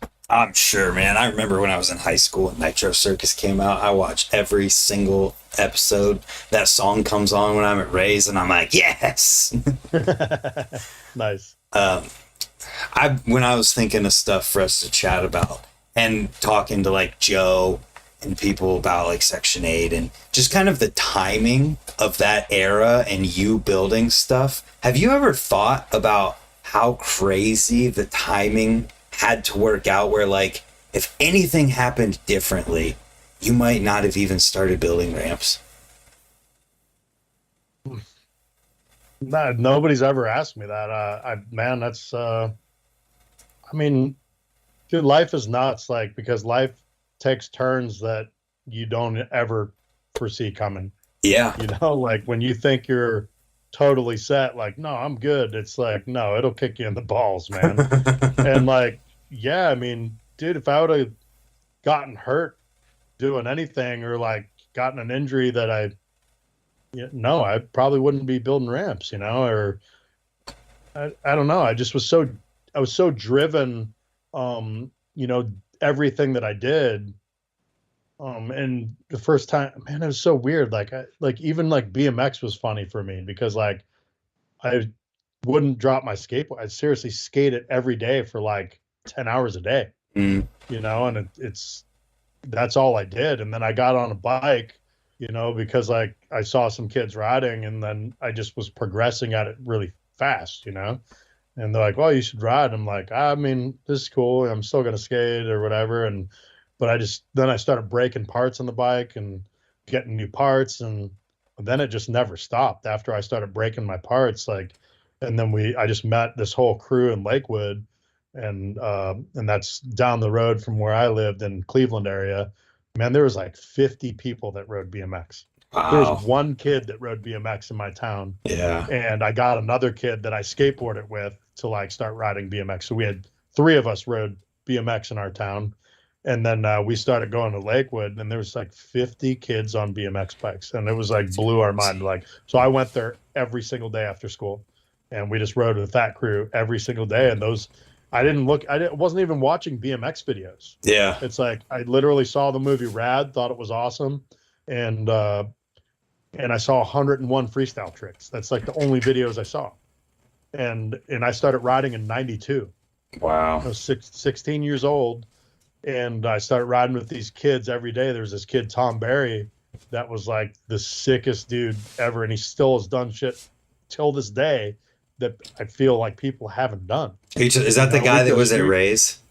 Yeah, Whenever I saw you? that's like just a legend. Like it's like the dude that like I looked up to, and it's like why I wanted to ride. Sean Dorton and Tom Barry, man, and it's the people that I just grew up riding with. And they just like Sean probably pushed me. Sean and Drake pushed me the hardest I've like out of anybody, because Drake was like year-round riding partner. I snowboarded with him. He just like anything he did on a bike or a snowboard, like I could like keep up with him a little bit, but honestly, that kid was better than me. You know, like he had better style, better like could go higher, and it's like, man, I loved it, but I was like, dude, everybody that was around me was better, and that's the only reason that I got good is because like the people I rode with were better. And I mean, I started teaching. I taught Tom Barry how to do flips. Sean did flips. Drake did flips. They all did flips before I did flips. And like I think we learned flips in '93. So it was right on that era that like Todd Lyons and all like McCoy and all those dudes were doing flips. I think in like '92, you know. But it was like right in that era. We had no idea that other people, like all the BMXers, you know, the dude in Rad, I don't remember that dude's name, the first guy that did flips. Jose, yeah. So it's, of course, there's people doing flips before us, but we didn't know anybody that was really doing them, you know? We just were like, F it, let's try it and like go, you know? And then we go street riding with Tom, and he would like 180 a double set downtown that I wouldn't even jump down straight. That's crazy. Like, what is going on? And so my mind was so blown the first time I started riding with these dudes. So I was like, wow, BMX is crazy. And that just made me look at things crazy all the time. So you mentioned building a park, a local park that came before Chango. What park was that? I mean, it lasted 2 weeks only, man, because there. Yeah. So we built this park. It was in Bay Village where I lived, and they gave us an area to put this park. And this is before the concrete park. Yeah. So we built this park down there, and it was there for 2 weeks. We were there every single night. It was so sick. Like, and then Rob DeLauder, we call him Redbeard, held a contest down there. And after the contest, they're all sitting there drinking and whatever. And then basically the cops came and everybody got pissed, and they took all the ramps away. Jeez, man, I was hoping that there was going to be some really cool like skate park that I never even knew existed in Ohio. It was it was there for 2 weeks and then gone, man. Wow, that was the first thing I ever built, and then the next thing was Chango, and then like right after that, I went to Woodward when I was 19 as a camper, and worked there for 2 weeks, and I started building at Woodward. And like kind of end of story, man. That's crazy. So how did they hear about Chango or something at Woodward, or like how did that No, it's like they had no idea really. Like it was funny because like Chango started, and I hadn't built ramps for them yet. I spent my first summer at Woodward. Gotcha. And I built like I cut steel and whatever. I built some stuff for them, whatever. And came back to Chango, and I started building Chango like right away. Okay. And so started building Chango right away. And then, but I only had 1 year under my belt like at Woodward, and we really didn't build a lot of ramps. And, but the next year, like Jay Miron was there, and Jay's probably opened my eyes the most for ramp building. Like, I knew how to build ramps, but I was doing it my own way. Jay's like, oh, this. And I was like, holy shit. So Jay had helped build like Hoffman stuff way back in the day for BS stuff. He was building a lot of his own stuff. So Jay blew my mind with how to build stuff fast.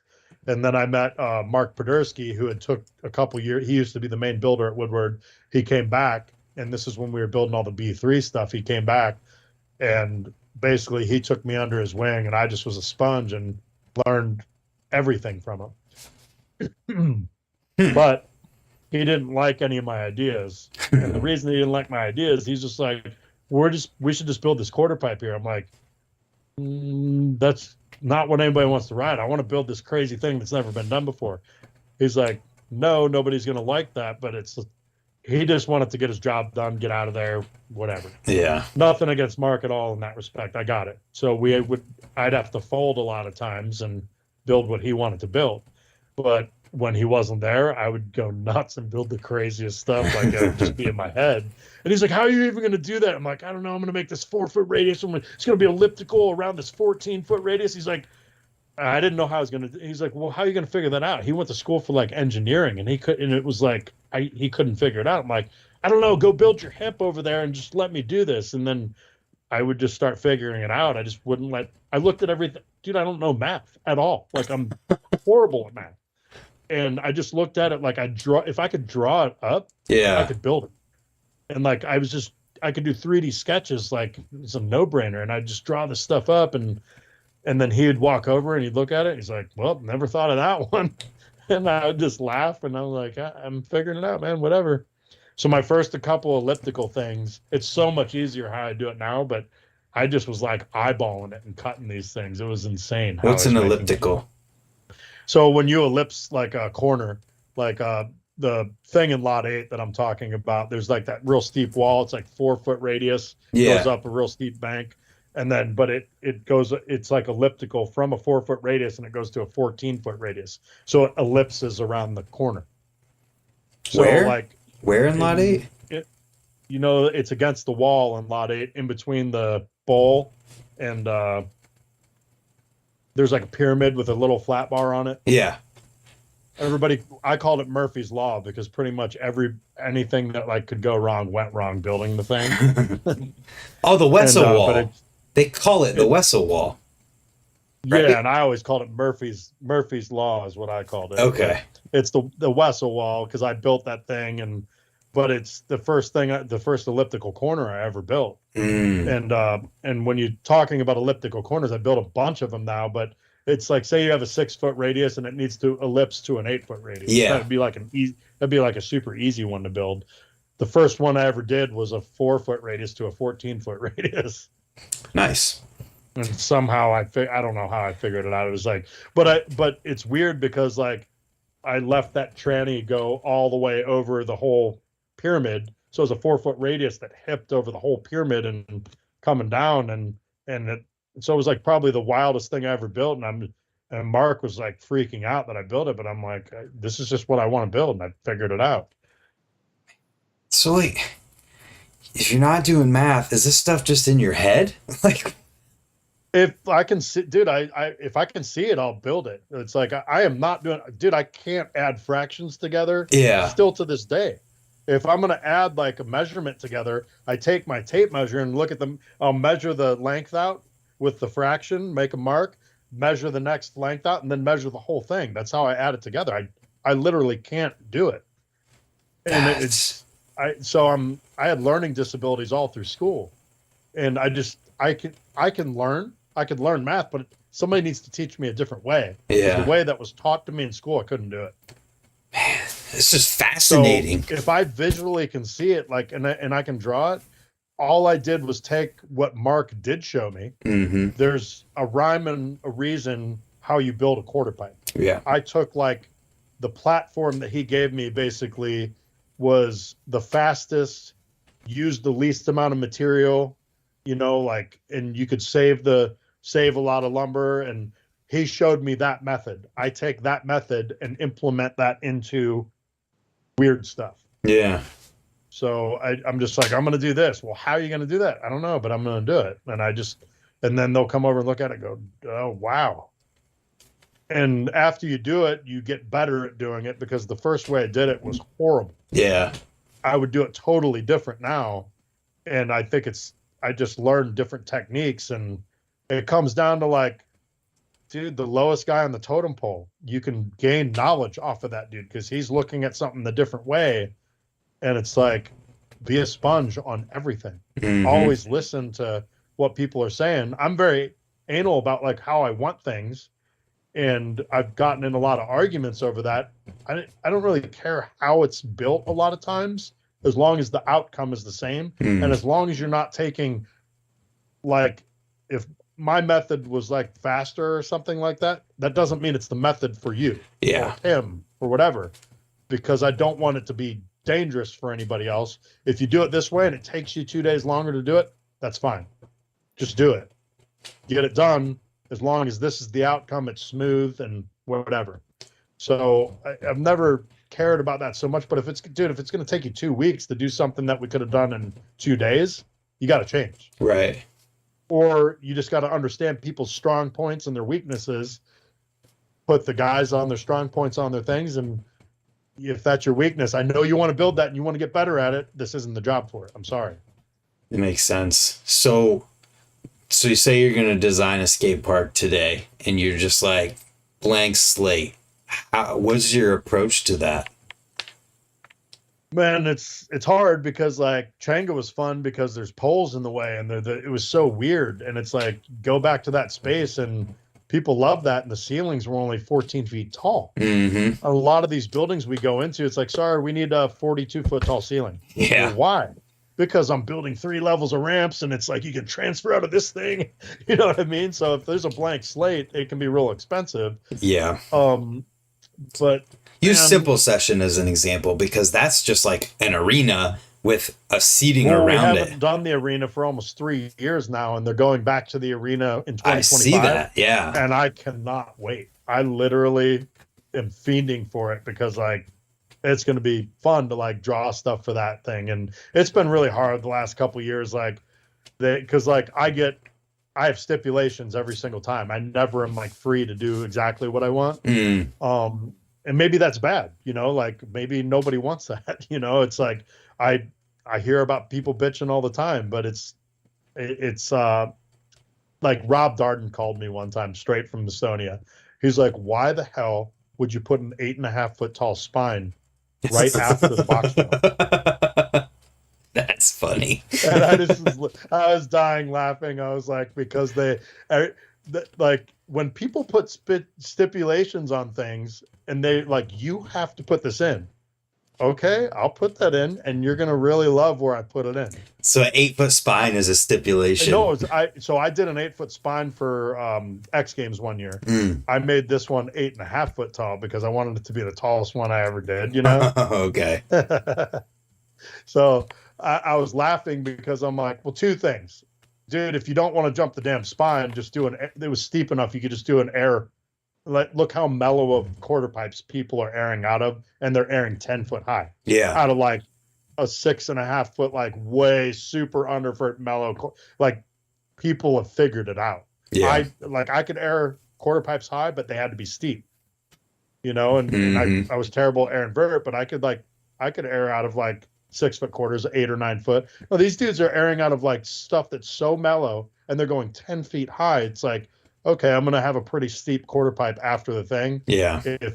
If you seriously don't want to jump a spine, you can do a 10-foot air out of it in any kind of circus trick. And sorry, I call it circus tricks. Like, I actually love them. I'm not like talking shit. It's like, some of the stuff that people do, it's like so wild. Yeah. You know, that they're spinning their bike in directions that they did not meant to be, and they're literally landing video game tricks, and it's unreal, and I love it. It's an easy way to explain what you're trying to talk about. It's just an easy way. So that's not talking shit. That's just, you know, you can do like some wild circus trick, or you can be Larry Edgar and go like 12 feet high over the spine doing a 360 like nobody's ever seen. That right there is why I put the spine right after the box jump. I don't care what anybody says. Rob called me and he was so mad. And he's like, you totally messed up. This is so lame. I'm like, Rob, give it a chance. Ride it. He's like, I'm just looking at it. I'm whatever. And he hangs up the phone. 12 hours later, he calls me. I'm so sorry. This is the sickest thing ever. You know, like, yeah. I'm like, I don't care if you're still mad at it, dude, because like there's a rhyme and a reason why I put it there. And even if it was only one person that did it, dude, I saw a lot of crazy stuff go down on the thing, and it got written exactly how I'm saying. Mm-hmm. But the one thing I wanted to see is somebody roast that thing just like no pedals, just jump that step up box as high as they can, just come in and just roast that thing, is because you don't see that ever. Right. When does somebody put a spine right after a box jump? Never. Right. And Simple Sessions allowed me to do that, and it's gotten some content out of it that just is blowing people's minds. And all I can do is like, hey, sometimes I've pushed the boundaries too far. And I'll tell you one. I made this street course for X Games one year, and the funny thing about it is, the way it looked, it was very crazy looking. I made what I called a subway station. We had an overhang over top, like, and underneath we had a subway that got painted, and there was like stairs that came down underneath from both sides. So we had handrails coming down into this thing, but you could start on the top platform and jump over the stair set went down with a rail. You could jump off the top thing and gap over the stairs to the flat deck. So you could start up top, and there was flat ledges you could grind and whatever. And people got up there and were dude, this drop is gnarly. I'm like, actually, it's the same drop as this stair set over here. They're like, no, it's not. I'm like, measure it.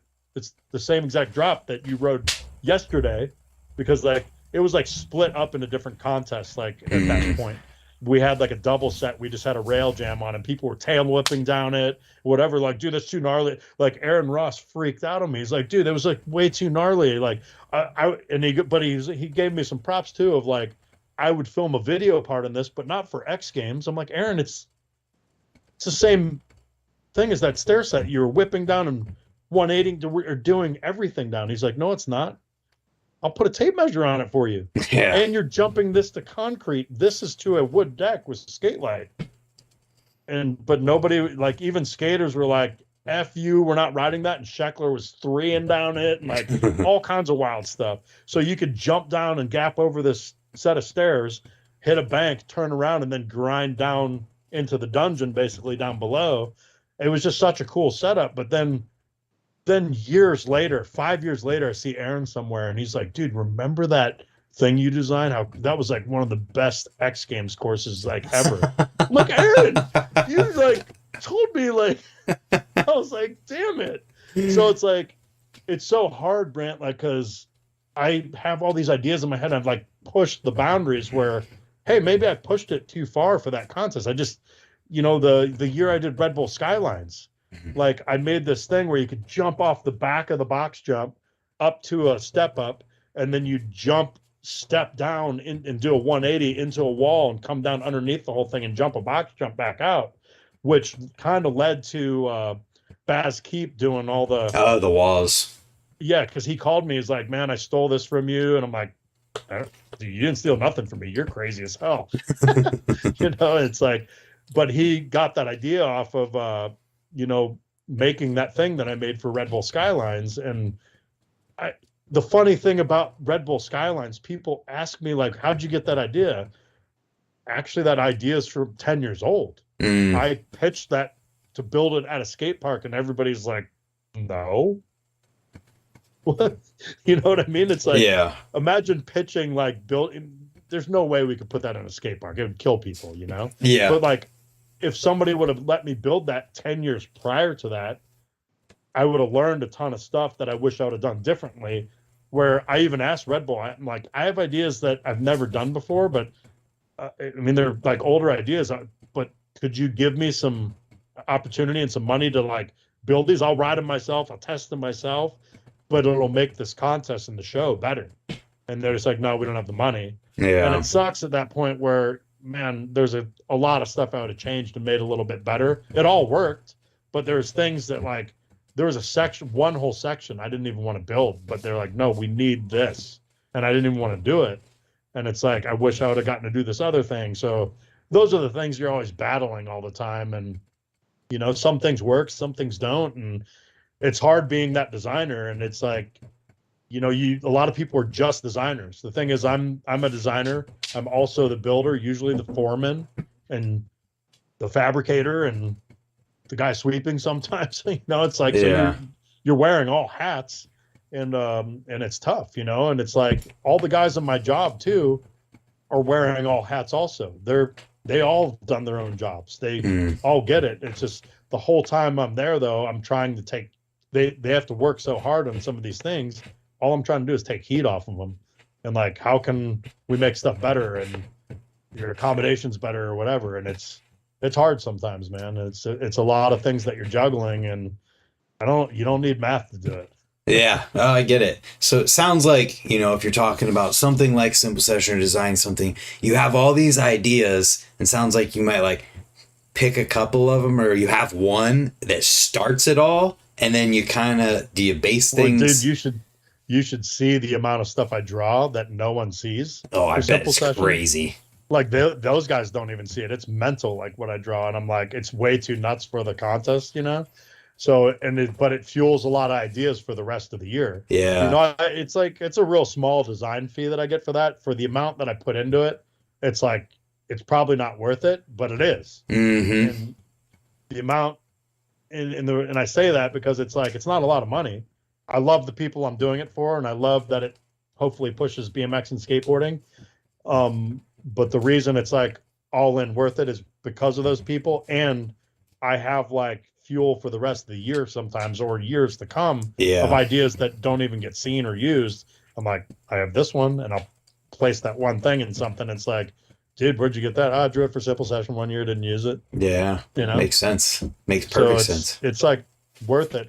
Like having that kind of, I racked my brain over it like hard, it's really tough sometimes, man, but it makes perfect sense. I love doing it, man, because I learned this from Tim Payne, and he didn't even know he was teaching it to me because I didn't know him at the time. But, Tim is somebody I looked up to, a legendary ramp builder in the skate world, and when you're a skateboarder for 8 years before riding BMX, you're reading Thrasher all the time. You're like, holy shit, the animal chin ramp and this and this and this, and I would see the stuff that he would build and design. He would, Ventura Skate Street when he did that, and I would go there and like, dang, because there's a lot of people like, this thing's pointless. I'm like, this is the best thing here, Yeah. Because like, I always looked at parks where people came up to me, you must hate this park. I'm like, what are you talking about?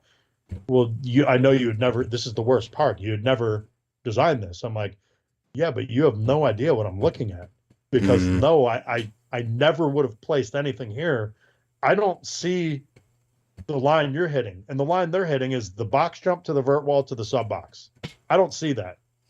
I could care less about that. Like, cause the guys that I rode with, I can't compete with anything that they're doing because they're the kings of that setup. You think I can do anything that Dave Frymouth does? No.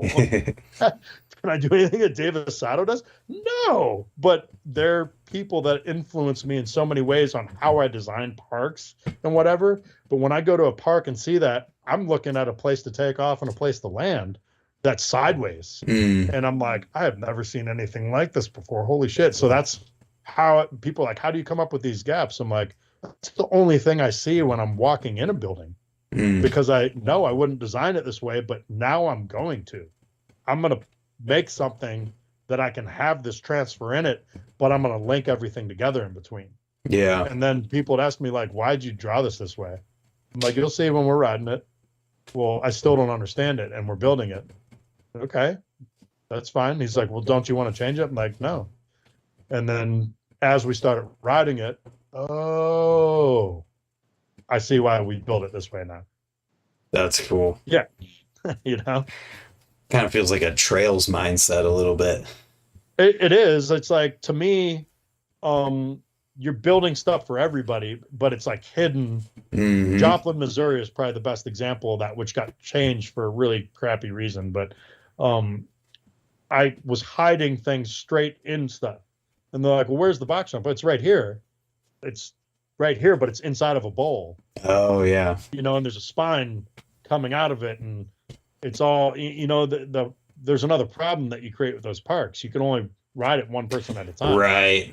Which is horrible. But, the unit that we, built for Ryan, you could have 3 people on it. But if you really wanted to ride the place, it's one person at a time. Yeah, makes sense. And, there was like 22 bowl corners in that place. And it was like one of the funnest builds and one of the most iconic parks that you would see people just demolish all the time. Yeah. And it's like, that's something I explained. That whole park was supposed to be different. Ryan drew up all this stuff, and I was trying to push it another way, and he was like, no. And then I would come up with some different concepts. I'm like, Ryan, end of the day, there's contest riding is evolving, and there's certain contests that are going to be pushed this direction.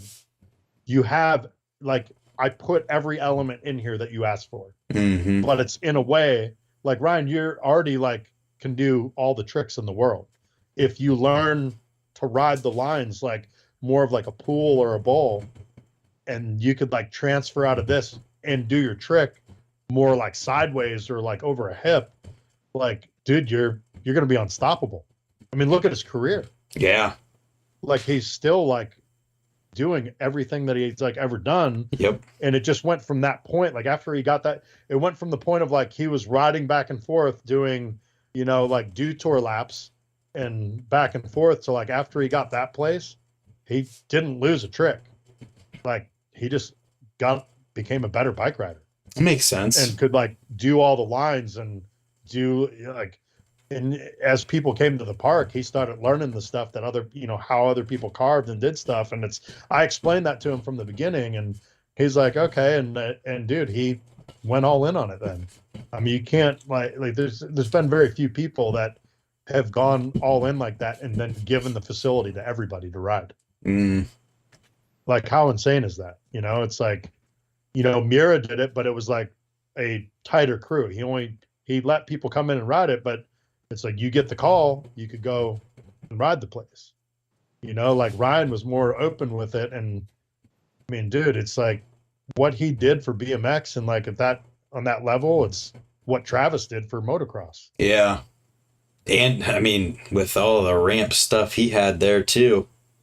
And that's what I mean. And then you have like Mike Laird that built the outdoor park, JC Park there. So the amount of stuff that like that whole community had to ride all of the time was ridiculous. And I lived there for 2.5 years, man. It was awesome. Dang. So I was sitting here thinking just now and talk about some building specific preferences here. What tools you use? What's the best? Dude, my favorite stuff is all my Miller stuff, man. It's Miller's it's a welding company. Yeah. And I've met some like amazing people that work for the company over the years, but I was buying Miller stuff before I met any of those guys. And I was on a job this one time, and with my buddy Comb Over Steve. He's like part of our Channel 199 crew. And I met Comb Over Steve when we were building Ohio Dreams. It was hilarious, like how I met this kid. And he was like this up and coming young kid that I've never seen anybody work so hard in my life, but he's a good operator, can weld, can like, and just whatever you give him. He was like a bad carpenter at the time, but we made him into a carpenter. And it's just like everything else about him was like, this kid's unstoppable. So we're both on this job welding a bunch of stuff up. Both of our machines go down, and like the same day. And I'm like, it's a weekend. And I'm like, couldn't believe it. And we're filming a bunch of stuff, right? And we're like filming stuff Monday, and it's like $100,000 budget and all this stuff. I'm like, I'm gonna have to go buy a welder tomorrow or something. I don't know what to do. Like we're screwed right now. So it's like, might have been Sunday this happened, because I went on Instagram and hit up Miller on Instagram, and this dude Mark, who I still talk to this day. Mark, I hit him up, and but I didn't know it was Mark that was responding. I was just like, hey, our 2 machines went down. We're on this job. I'm under this crazy, I don't know what to do. I don't know what's available around. It's Sunday. I'm in an area. I don't know if any machines are even available. This is what we're using. I don't know what's wrong with these machines. I have my buddy's got a Passport Plus that went down. I'm like, this is unheard of, Yeah. And I didn't hear anything. Like maybe 7 or 8 p.m. get a response from Miller. We'll have a guy there at 7 a.m. tomorrow. Give me the address, whatever. Gave him the address. And I'm shitting, right? Like, I've been sponsored by tool companies before, and like I've had a couple like rad brands behind me, but never got this kind of customer service. So not only did the company respond to me, and dude, at the time I didn't have some huge following at all. It's like, I mean, it was a long time ago. Like my following is pretty small on Instagram, you know? So I'm nobody to like this company. I didn't tell him what we were doing or anything. Dude comes walking up and he's looking around. He's like, "Are we at Travis Pastrana's house?" I was like, "Yeah." And he just goes, "Why didn't you tell us?" And I'm like, "Dude, I'm on a job." I'm like, like we're under this schedule, and he's just losing his mind. But he's just like, "Okay, I brought an extra machine. If I can't fix this one right away," he figured my machine out. One of the, I don't know, there's some solenoid in the back. He just switched them and my machine is back on. I just went straight back to welding because like, we Yeah. had to do this stuff. He fixed Steve's machine and like gave him an extra board, and he left an extra machine there for us to use that we ended up purchasing after like we welded for like another week straight, and we just bought the machine as a used machine. Mm, And like I've been homies with that dude ever since too. And that, so he works for Hypotherm now.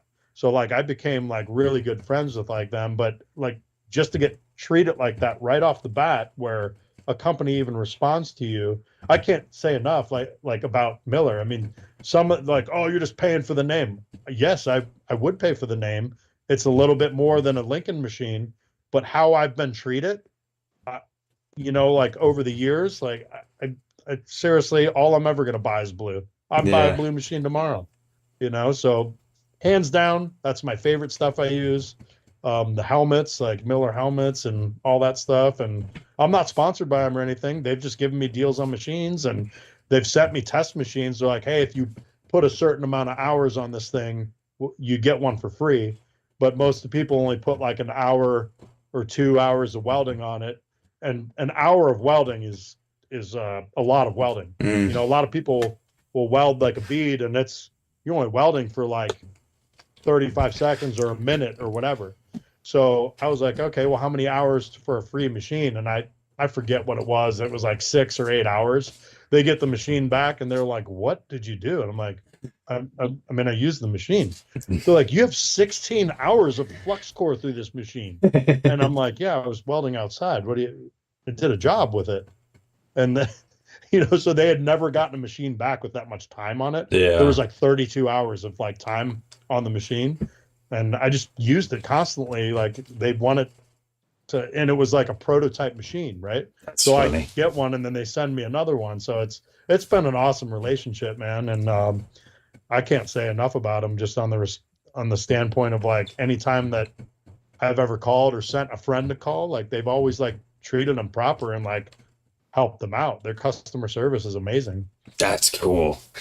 So, what about ramp materials? What's the best to use?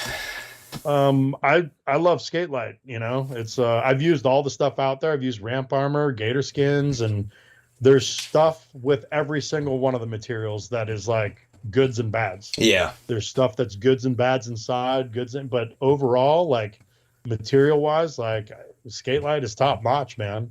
They've not only done like some really cool stuff that like we've asked them to do in the past, like they'll work with us to like try something totally different that's never been done before. mm, And you know, when you get companies like that, same thing as Miller, like you know, you have a company that will stand behind, not only stand behind their product if there's a defect or something, yeah, they'll work with you to create something new, which I think is unreal.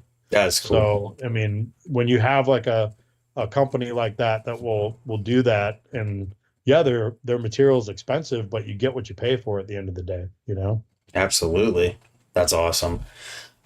So, if you think back on all these things you've built, man, you've had so many crazy ideas. Is there any that like stand out above the rest? 8.5 foot street spine's cool, but like I know I you mean, built dude, it's some. like that's the thing is I'm so bad with my memory, man. I've had over 40 concussions, you know, like way over that. That's a lot. And it's like you just you know, unless there's like we're telling stories or something. Oh yeah, that thing, you know, and Hmm. it's you know, it's different projects. Like when a good friend calls you, like Rooftop called me, "Hey, I want to do the grind loop." And a lot Oh, of people have never even seen the grind loop that he did. It yeah. was so gnarly. And then that kid that you know, the down in Florida Noah. at the Swampfest, like that did that one. Dude, that's gnarly that he did that and like how he did it. And I it's, think you it know, was when we Noah. did it for rooftop, we didn't know. We had no idea that like that I just asked rooftop like, well, how big of a loop do you want? Well, I've basically looped something that was like this. Let's build it like that. And it was, we should have built it so much smaller than we did. It was massive, the one we built. And dude, he went for it and died on it so many times. And he literally, the one that he pulled, that he was on the pedals, the dude, there was stunt guys there. Like it was probably like some of the friends of the Tempest Freerunning guys. Like rooftop was grinding around the top and he fell out of it. So the dude threw the pad in, but he stayed on his bike and landed back in the loop and was pulling it and he crashed into the pad. Oh, And then he did another one where he grinded all the way through. And I mean, they quit throwing the pads in there basically. And he was just crash on the, and like literally oh should my have, oh, God. he's like, I better do this again right now. Like my ankle's swelling up. And like, I mean, he was hurt, like physically injured bad. And he went again and he went all the way around, was coming out of it. And the floor was so slippery in the warehouse. He just like front wheel slid, but he did it, you know, but Yeah. at the end of the day, being like a core dude, you're like, nope, you didn't pull it, motherfucker. You know, Yeah. Yeah. I get it. Wow. Yeah. Shout out to Noah Monroe for getting that one done at dude, Swampfest. yeah, insane. And it's like I watched that and I'm like, that's hilarious. That's seriously crazier than the one we did because of how it was built. But I mean, maybe nobody would have tried. But like when you see how big the thing was that we built in this warehouse and how gnarly it was, I we were, I mean, we built a table just so rooftop could try it and not totally die on it the first Wow. time, you know. That's And crazy. it's like, Noah, man, all the props to you in the world for like having none of that and just going, nah, I'm just gonna do this. Dude, I was sitting right there and watching him like warm up for it. He's just kind of going part way up and everyone Yeah, is like, "No, you're not going fast enough." No, and he was just feeling it out. Like he yeah, knew what he was doing, and then for sure. he started sending it, and then when he did it, man, there have been few other times where there was that level of volume from everyone screaming. I love it, man. I love it so much. It's insane. That's you know, that's why all the stuff that we're involved with, BMX, motocross, and snowboarding and car driving, so all the shit's so nuts, man. It's like people are pushing so many levels. I love what Trey's doing with Swamp Fest. He's asked me actually to come down. Dude, I want to come down and build so bad, man. And it's just my schedule's so messed up sometimes, and like I absolutely would come down and I would love to build something with him because it's everything he's doing is like on point for where my mind's at, man. It's Yeah. you can't do better stuff than that. It's Trey, please keep doing that. Yeah, it's awesome. How do you feel about if you built something and then it got burned down the next day or the end of 100% it? fine with it. That means nobody else is going to get killed on it.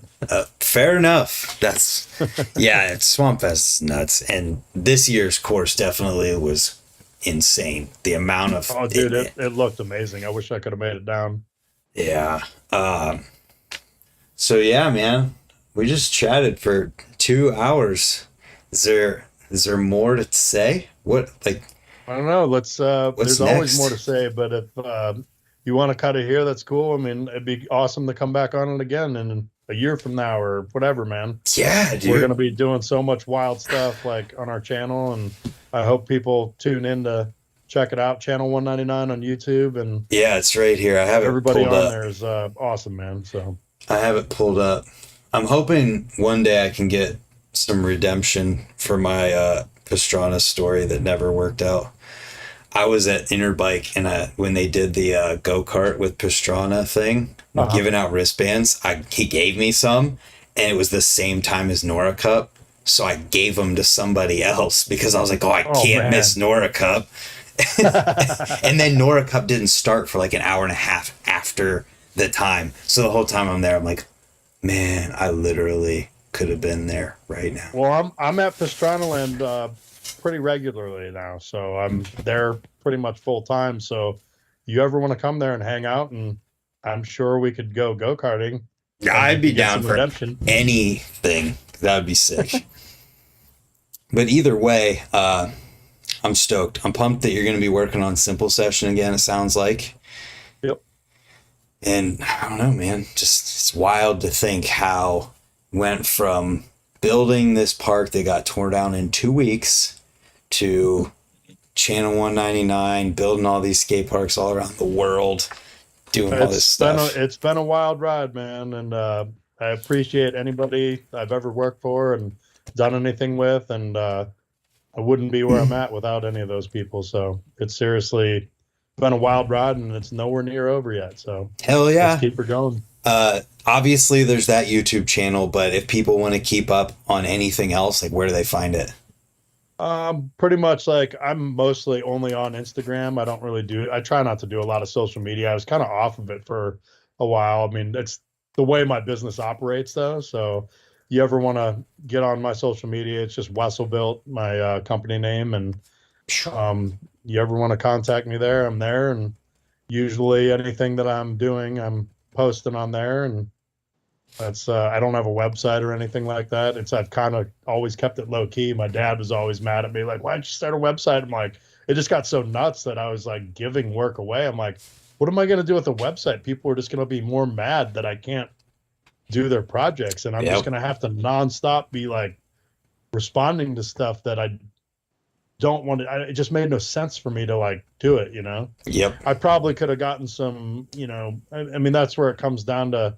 I could have been smarter about business, but man, it's not always all about the money, dude. It's I don't know. I don't think the money would make me happy. You know, it's like the projects I've gotten to work on made me happy. And the people. That's what's always kept it going for me. Yeah, more money would be nice sometimes, but I mean, happiness and putting a smile on your faces and doing stuff for yourself every once in a while is good for you, man. So. Absolutely. So with that, thank you for not only sticking with and like making this happen after a couple weeks here and just doing it. Hell yeah. And everyone else, have a good night. Thanks for watching.